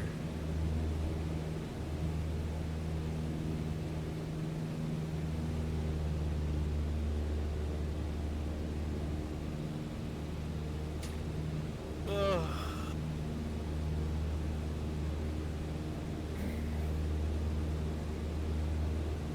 Alright, Reading Tower, A1 Bravo Zulu in the downwind looking for a full stop. November 81 Bravo Zulu, wind calm, runway 34, clear to land. 3-4 clear to land, A1 Bravo Zulu. Yep, so again, power out, you get the carb heat on. First notch of flaps once you get to the white arc. But you're going to maintain 1,500 feet all the way through this time. So you can do your first notch flaps, maintain 1,500 feet. And you're just going to do a normal base turn and a normal final turn while maintaining 1,500 feet. You're going to be nice and high when you get onto that final, and then I'll tell you when to go in terms of the slip. And you're only going to use 20 degrees of flaps. So when you make your base turn, you put the flaps 20, but when you turn final, don't add the 30 degrees flaps, just keep it 20. We'll do the forward slip with 20 degrees flaps. Okay. And there's no wind, so there's not really one way or the other that you need to turn the wing, because there's no wind at all, so you're not worried about like which direction to dip the wing in. So at this point, it becomes pilot preference at that point. Do you want to dip the wing to the left and use right rudder, or do you want to dip the wing to the right and use left rudder? That's entirely up to you, because there's no wind. So Okay. it's dealer's choice when the wind is calm.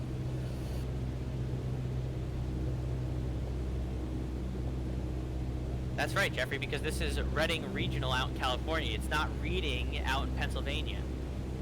There is a difference, sir. Yeah, that's true. This one has EDD, not EAD. See? Alright, now we can start turning.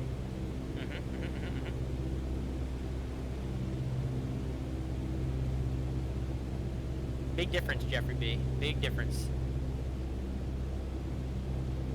Lies. Big difference. Jeffrey B. Lies. Mm.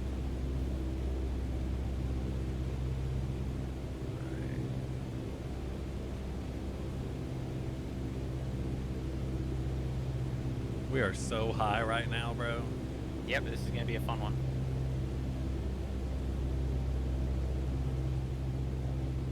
Oh my god. Alright, as soon as you get straight and level on the final, you go. So as soon as you roll wings level, actually you don't even need to roll wings level, you can probably just keep it with the left wing down like that, pull the power, right rudder. Slip it on in. How much right rudder you can give it. What? It's, but how do I keep going you maintain, right? You do want to maintain the center line, so you adjust as necessary. No, this is not good. We gotta do that again. We gotta do that again. Focus! And then do a go around. Do a go around. Alright, Reading Fine, Tower, if you 81 go Bravo around, Zulu fine. on the go around. 81 Bravo Zulu, make left close traffic. Left close traffic, 81 Bravo Zulu.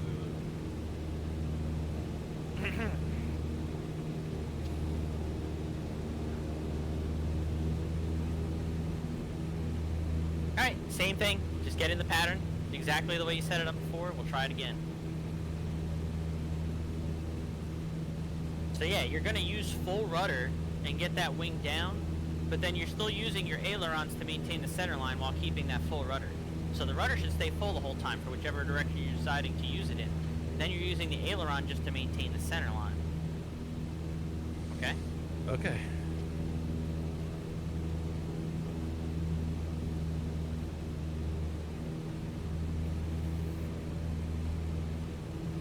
This maneuver is surprisingly more difficult when the wind is calm because you don't have the wind to help you. Yeah, that felt wild, I gotta say.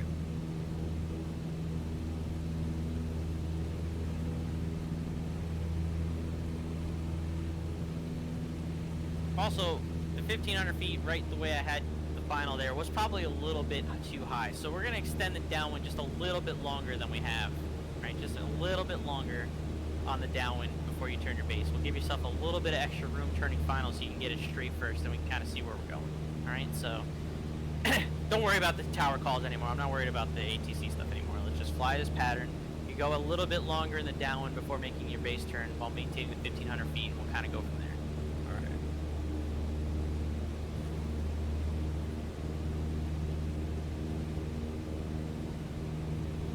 Yeah, slips are always a good time. Keep that pitch to maintain 1,500. That'll bleed off your airspeed. Now you can get the first notch flaps in. See, look at that transfer of altitude for airspeed. Or I should say airspeed for altitude.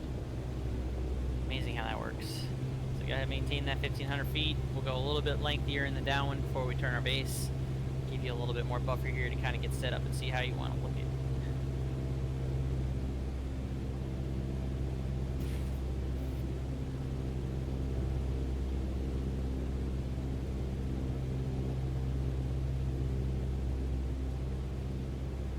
Oh my god.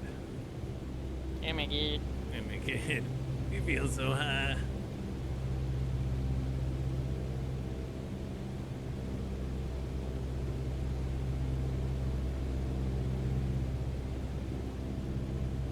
You don't have to go this slow with one notch flaps in the downwind. You can go a little bit faster.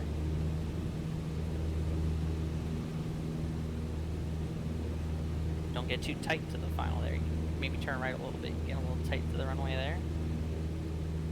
Extend it out a little bit. You can keep going out. I'll let you know when to turn the base. Alright.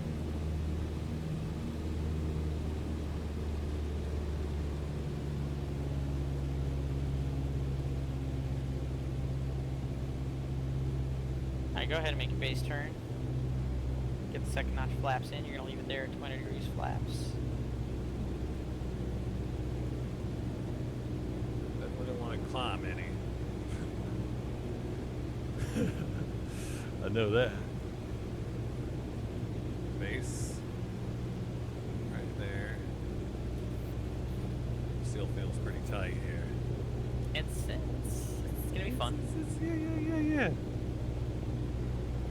Alright, let's turn final here. I'm not worried if you lose a couple hundred feet here. Get yourself established on a nice, comfortable final.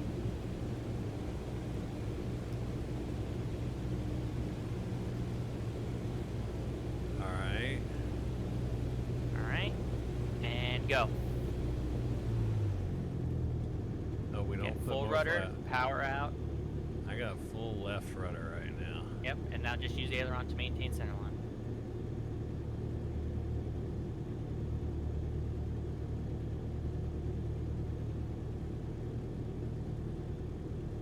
Doing good. See how you're losing a decent amount of altitude? You're not gaining a ton of airspeed.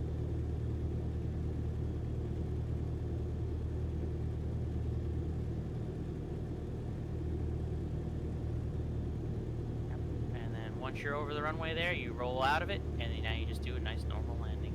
You can leave the 20 knots flaps in for this landing. Perfect.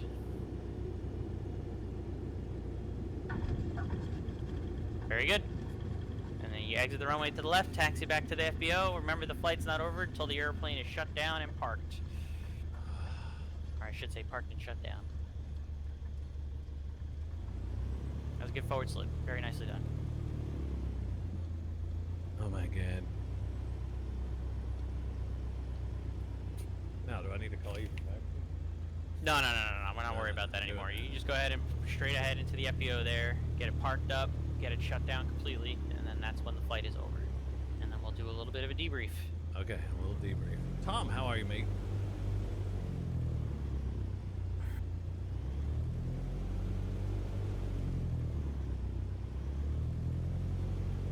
Oh my god.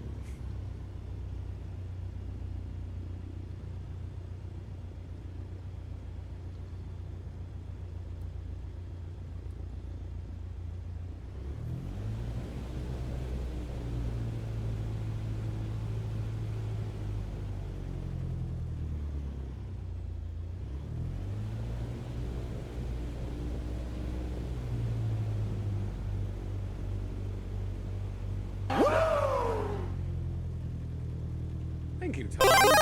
How are you, man?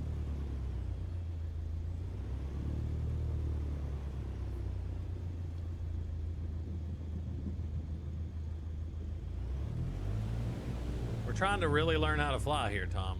At least to the best of my ability.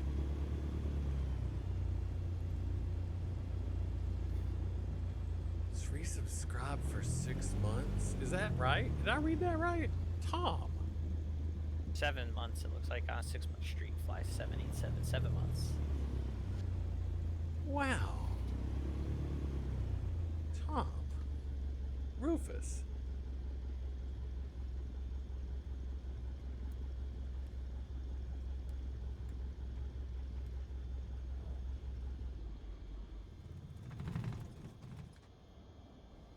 We know the thing doesn't do the thing, so... Yeah, I know, yeah. I didn't bother with that, yeah. That's good, yeah, figured that out. We'll get all the little thingy-mabobs in here. Sim-isms. It doesn't do the thing.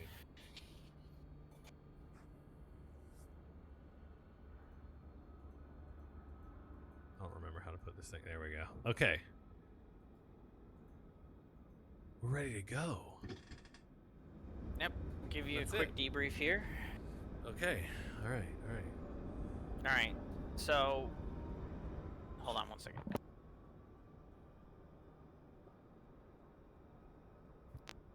So the first thing is... It's the next time we start doing these lessons, I'm going to need you to come somewhat prepared, alright? And what I mean by prepared is I need you to know the speeds of the airplane, okay? And things like that. I need you to have the taxiway diagrams up for the airport that we're taxiing out of. Okay, there's going to be a lot more coaching in the next lesson, granted, because it's going to be going over like this flight planning stuff and E6B. There's going to be a lot of ground stuff in the next lesson, by the way. Maybe a little less flying, a little bit more ground stuff in the next lesson. I'm going to get you to buy a paper E6B, and I'm going to relearn how to use one myself, probably, so that we can do all that kind of stuff, all right? But know your speeds of your airplane, please, next time. Just be prepared on at least that much for me. For a slow flight, again, good job. We have the sim limitation of the slow flight where even with full power, it doesn't really give you any kind of climb or anything. Again, that's just the simism. We go along with it. Turns are fine, but you got to make sure that you're doing standard rate turns. That first turn, I saw you go way beyond the standard rate immediately because you're just so naturally like, oh, I'm going to get this turn done. standard rate turn when you're doing the slow flight turns, all right? Otherwise, you're going to get the airplane very, very unstable, and it's already quite unstable to begin with when you have it at that slower airspeed. With the stall recoveries, when we do the future stall recoveries, we're going to try to lose a little bit less altitude with the stall recoveries as we move forward. Now that you kind of have the premise of them down, the power ons were in bed. It's the power off stalls that we need to work on a little bit, trying to lose a little bit less altitude while we're doing the recovery. Steep turns are good, no problems there. During the emergency descent, you saw now how when you go to a place that maybe doesn't have as much usable landing places like Long Island, where you just have beach on either side. Pretty easy when you just have beach, but now you're in a different area and you're like, oh shit, there's a field here, there's a road there, all these different things you need to take into consideration. The wind direction, you need to make sure that obviously the very first thing you should be doing is going to your glide speed, which you didn't do. That should be the very first thing you do when you lose an engine, is pitch for glide speed, and then you figure everything else out from there. All right, and you maintain that glide speed until you have a plan, and then once you have that plan in place, then you maneuver the airplane as you need to accomplish that plan. Okay. All right, but different factors. You're thinking about, where am I going to land? Yeah, there's a field there, but is that the only choice I got? Maybe a road would be better, obviously, because it's paved. A field, you don't know how bumpy or ragged it is. But if that field is the only choice you got, and some of these places a field is the only choice you got, then yeah, go for it. Better than crashing in the middle of fucking nowhere or in trees or whatever. All right. Okay. So a lot of things to consider when you're doing those emergency descents. But the very, very, very first thing you do when I say, oh, you just lost your engine, you got to pitch for that glide speed, and you got to know what that glide speed is. Okay. Okay. The ground reference maneuver are good. Again, we have to maybe try and find a better road to pick next time, just because that one was a little bit short. But otherwise, actually doing like the maneuvers with ground reference maneuvers, haven't seen much issue too much with that, at least to the stage you're at right now. You know, I wouldn't say it's check ride ready stuff, but the stage you're at right now, I mean, the turns on a point probably check ride ready. The S turns still need a little bit of work, but for where you're at right now, that's fine. Landings are good. Short field landing was good. Soft field landing was phenomenal. Don't see any problems there. We did the forward slip. You saw how the second time, how much more stable it was when you realized, oh yeah, I just need that rudder, and then I just need the aileron. I do want to put the wing down if there is wind, but when it's calm wind, you're almost kind of just using the aileron at that point to maintain the center line of the runway. And that full rudder, you saw how much altitude you were able to lose quickly without really gaining much airspeed. You gained 5 knots at the most, if anything. So you see how that can be useful to you in a pinch, especially, let's say, during those emergency descents where you're at that last little bit and you're like, oh shit, I'm a little high for this point. You use that forward slip so that you can get it right. That's your last chance. Think about that 767 that actually may use the forward slip to get down in Gimli, Canada. Look up the Gimli glider if you have the free time. I've seen the whole episode. For anyone in the chat that maybe doesn't know about that, look up Gimli glider. And just for the go arounds, once you decide to make that go around, you get that power in carpet off. You do need to start pitching that nose up. You don't want to keep going and descending to the ground when you start that go around process, and only do the first notch of flaps, because if you accidentally put the flaps all the way up, you're going to put yourself in a spin and you're pretty much dead at that point. Which I've actually watched. People that have crashed out. Videos about that. Yep. So, well, what I take from that is I need to be doing more studying of this. I need to know these speeds. I need to be paying attention when we're not doing this and flying this plane. Not even necessarily that you need to fly the plane more. It's just the basic stuff that I want you to be prepared coming into the lesson. Like, you should, at this point, I want you to know the speeds of the 152, since it's the airplane we're going to keep using. I want you to know those speeds. I want you to know them cold by the time we get to the next lesson. Even though we're not really going to be doing maneuvers like lesson, we're going to be doing cross-country stuff and all that. But I still want you to start knowing those speeds cold when we come into these lessons prepared. You're going to be probably a little bit unprepared for the next lesson, since it's going to be brand new stuff, talking about cross-country, flight planning, pilotage, jet reckoning. So don't worry so much about that. I'm not expecting you to know the ins and outs of that. If you want to read up about pilotage and dead reckoning ahead of time, then you have the Airplane Flying Handbook and the Pilot Handbook of Aeronautical Knowledge that you can go through and find the sections where they talk about pilotage, dead reckoning, navigation. That would be probably more the PHAC would be talking about that. So you can look in there if you want to read ahead of time. A lot of the next one is, unfortunately for your viewers, is probably going to be a little less entertaining, since it's not going to be maneuvers. There's going to be a lengthy ground period on the next one that we do this. Probably going to be like the first hour is probably all just going to be talking about piloted, dead reckoning, navigation, going through some of the flight planning, how you would do this, how you would do this. If you do end up getting that paper E6B, we might even try and use that a little bit. We're not going to plan a full-on flight, but we're going to talk about the basics and how you would do it first. And then maybe we'll even do like a first little part of a flight, or we'll try and go back to Republic. If the weather's good, we'll take off. We'll do like the first couple points that maybe we would do on like a flight planning. I'd kind of show you what I used to do back as a student, what I used as planning points as if we were doing cross country, let's say to like Hartford, Connecticut or something like that. Hey, look, Right? as But far that's as stuff you and I chat, will work on together. as far as chat, man, I think most of these people that are here, they're here for it. They wouldn't be here right now if they weren't here for it. So, you know, I mean, I'm not worried about whether, you know, whether they want to be here or not. Now, what I do think we should do is we should talk about when we're going to do this next so that everybody here knows. I think that would not be a bad idea to look at like our schedules right now and see what we want to do. So what is your streaming schedule again? You say you're doing Saturday, Sunday, Monday, 10 a.m. Eastern. Saturday, Sunday, Monday. Sunday, Monday. Okay, let's see. Now, next weekend I have a thing Saturday morning, but other than that, I'm not going to be available to you again until Monday the 24th. Monday the 24th. I could do 10 a.m. Eastern, Monday the 24th. How do I already have you down there? We probably already agreed that that might be something we could use in the past before moving it up to the 20th. Or before moving up to today, rather. But I think we had talked about the 24th, and then I was like, oh, what about the 10th?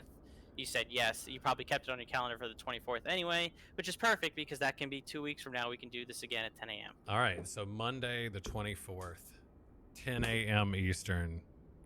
And it's going to be what? Are we going to do ground school type stuff? Yeah, Planning? So it's going to be probably a good solid hour, maybe even a little bit more of ground, just being on the ground and doing ground school stuff. We're going to talk about cross countries. Okay. What cross country means. We're going to talk about navigation, the types of navigation, ground reckoning, or I'm sorry, pilotage, dead reckoning, even a little bit of VOR discussion, even though I know you're pretty comfortable with VORs at this point, so that's not going to have to be a huge lesson there. We'll talk about how we would do the flight planning using a sectional, and I know you're not going to have an actual paper sectional in your lap, but we have SkyVector to kind of help us out with that. And then if you do end up getting a paper E6B, we can talk a little bit how you would use that to do the basic calculations. If you don't, it's not a huge deal because on SkyVector, when you make a flight plan, it actually does give you a whole sheet. I'll pull it up on my screen. I think, can I just order one of those off of Amazon? Like a paper E6B? Yeah. I don't know if they have them on Amazon, but you can find them at like My Pilot Store or something. They're not expensive. They're paper. They're cheap. Let me do. Give me 1 second. They have I'm gonna draw up like a little mini flight plan real quick, and I'm gonna kind of show you how also SkyVector can really help us out a lot with this too. I'm gonna do like a flight plan that I would have done when I was a student, if I can remember all the points, and then I'll show you. Oh, how you can get one on Amazon. You can get one. Okay, yeah, that works too. With like all kinds of cool stuff. VFR charts and shit. Yeah, I'll order one off Amazon. Don't you tempt me with a good time. Don't you tempt me. I want the real thing in my hand, Jeffrey B. All right, so here's what we got, and then here, I'm going to share my screen real quick. Let me do this. You know what else we need to do? We need to set up a co-stream and get your face on here so people can talk to you and they can see you. It's that easy. Like, we could really do that. I'm not worried about that. I mean, look. All right. Well, in case anybody wanted to see his... Yeah, so SkyVector, so again, since in lieu of not having an actual sectional where you would have a piece of pencil and an actual ruler that would give you the distance, like they actually have like a ruler with like nautical mile distance that you could plot on a sectional to scale. In lieu of that, we would have a normal flight plan that I would have done out of Republic, be like take off out of Farmingdale. My first point would have been the Northport Stacks up here. That's what they're called. And then I would have crossed the Sound here to Norwalk. Hold, please. Okay, there we go. Okay, so take off out of Republic. My first point in my navigation sheet would be the Northport Stacks. So I would have calculated, what heading And based on what the wind was and how far it was, in this case 12 miles, I would have figured out how long a time it would take. In this case, this leg would have taken me, according to SkyVector, with the current wind, it would have taken me 5.2 minutes from takeoff to get to the Northport Stacks. And then from the Northport Stacks, it's 11 miles to the Norwalk here. That would take me about 5 minutes. But these are calculations that I would have used the E6B and written all this out on like a navigational sheet that we had at the school. But I'm just kind of giving the example of SkyVector as a useful way to kind of help out with some of this stuff. All right, my next point would have been then Waterbury, Oxford, the actual airport. I would have made note of the altitude to make sure that I'm going to be above the airspace. So I would have probably been at least 5,500 feet. Imagine going east. Yeah, 5,500 feet is probably what I would have climbed to. So we would have been above the class delta. That would have been an 8.1 minute leg for 20 nautical miles. Oh, whoops, I don't know where this point came from, but I can go ahead and delete that. Sorry about that. So we're doing actually 25 and a half nautical miles. There you go. And then 18 miles from Norwalk to get to this, which is Robertson Field, which is actually also one of the reporting points going into Hartford. And that would have been 7.3 minutes. And then at that point, you would have also calculated when you would need a top of climb, top of descent, all those things. There's going to be a little bit of leeway given on a lot of that stuff since I don't have any of those actual old school navigational sheets that I used to fill out from the school. There are basic ones that you can probably find online. I could always look into that. But this this gives at least enough of a reference. We can see here, you see how you have 026 heading, but a 014 true, and 358, 345 true, and 0. There's something called the variation that is taken into consideration, and the variation is because we're not at polar north, right? So there's different parts of variation, and I think the variation in this area is about 14 or 12 or 13. I think it's like 12, 13 degrees is the variation. So yeah, that variation comes into play when you're making these calculations. It's been so long even for me that I can't remember where to look for the lines of variation. I would have to look that up. So even I have a little bit of research that I'm going to need to do probably before this next lesson here in a couple weeks to kind of get refamiliarized with all this stuff. But all that stuff should also be in the Pilot Handbook of Aeronautical Knowledge in the navigation and flight planning part. Let me PHAC. Let's look at the PHAC and see if we can find all that stuff. Let's see. Flight. Chat says dashed red lines. Dashed red lines. I don't like the new colors, by the way, on the friggin'. I guess I'm gonna have to start using SkyVector. Damn it! I've been fighting it for years. Chart. Let's see. Is this gonna talk about variation? It talks about time zones, latitude, longitude, measure direction, true course versus true north. Yeah, variation is the angle between true north and magnetic north. It is expressed as east variation or west variation, depending upon whether magnetic north is to the east or to the west. So yeah, this PHAC does kind of give you an idea of what all that is. So that's where, and you can see, yeah, so right up around New York, you're looking at, west variation of like 15, almost 20 degrees, depending on where you're at here. And then when you're out on the west coast, it's actually an easterly variation. Okay. So if we look at that, go back to that little map. Down that. So like, the true north line would probably be like, over Lake Michigan-ish. And I can see where like it deviates to the right and deviates to the left because of what way you're going. Yeah. Okay. I can kind of understand that. So there you go. Variation. So that gets taken into consideration when you're doing the flight planning because you have to be able to know the difference between true north and magnetic north when you're doing flight planning. So that Defiant Prawn said east is least, west is best. Of course, wind effect, doing all these calculations. There's a lot of this stuff that I'm going to have to relearn even myself, I think, before the next time.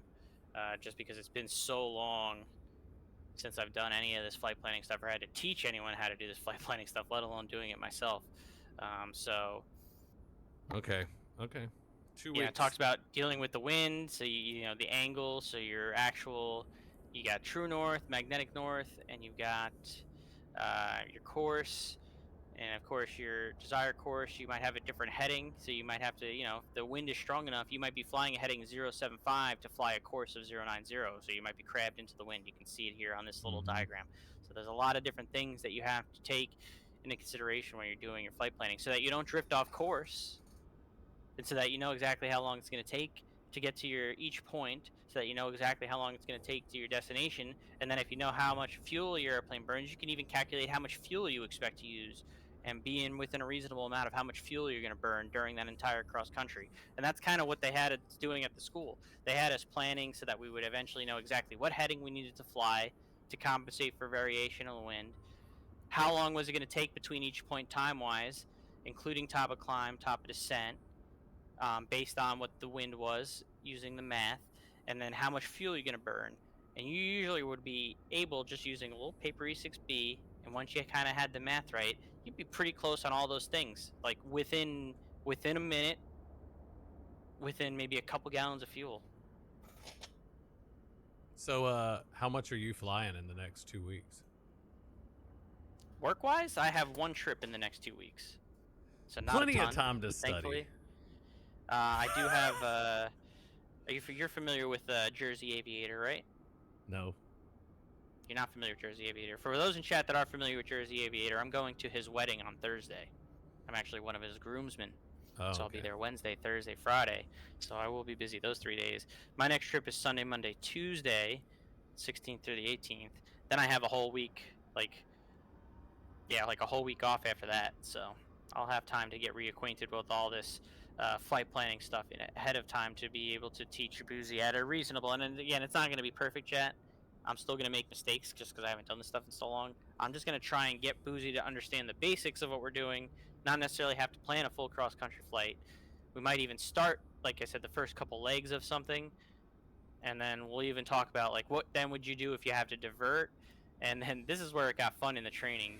You'd have to not only plan a flight and follow the flight using the sectional and doing all the math, but then you would get some point along your cross country and your instructor would be like, okay, I want you to divert to this airport. So now you have to pull out your sectional, draw a line from exactly where you are, because you should know your pretty much exact position, to that airport as a straight line, figure out what heading you need to fly based on the wind and everything else, how long is it going to take to get to that alternate airport, when are you going to need to descend, how much fuel you're going to burn. And that's all things you had to do while still flying the airplane, doing circles in the air in the spot that you know that you're in, so you don't get lost. Okay. It gets very tricky.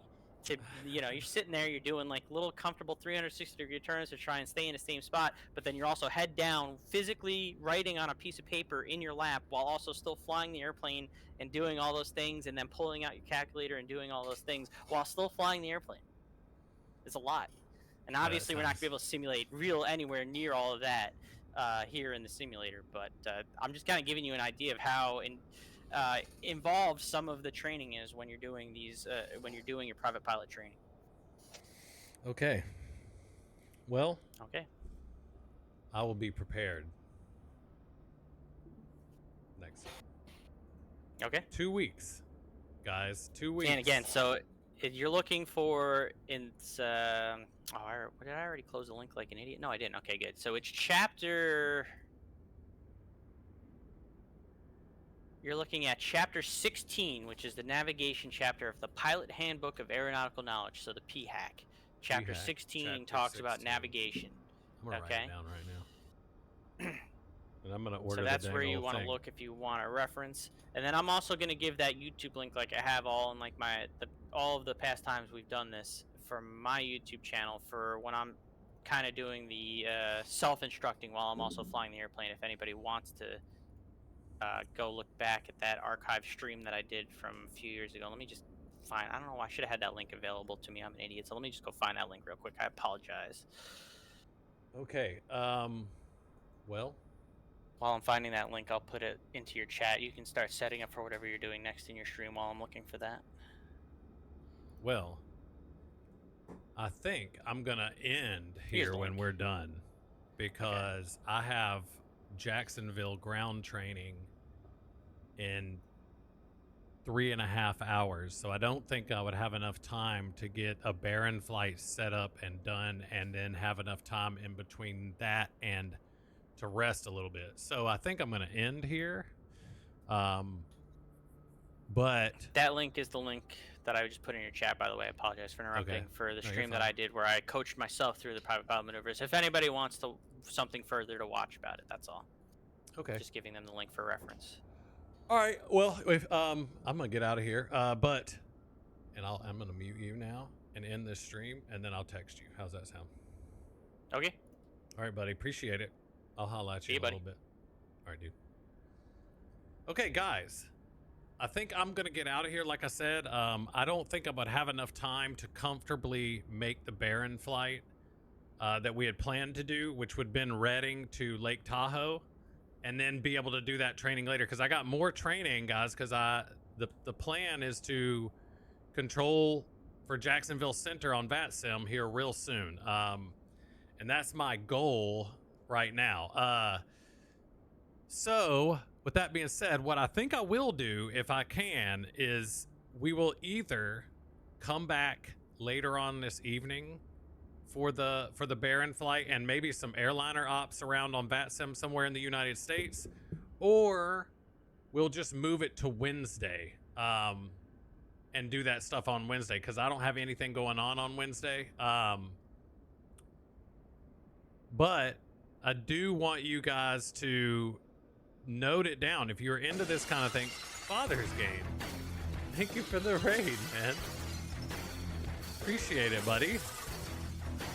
If you have been enjoying this, note it that November 24th we're gonna have another lesson. It's gonna be a lot of ground school, a lot of planning, and a lot of things going on. So if y'all are into that, note that's what we're gonna do. Father's Game, thank you for the raid, brother.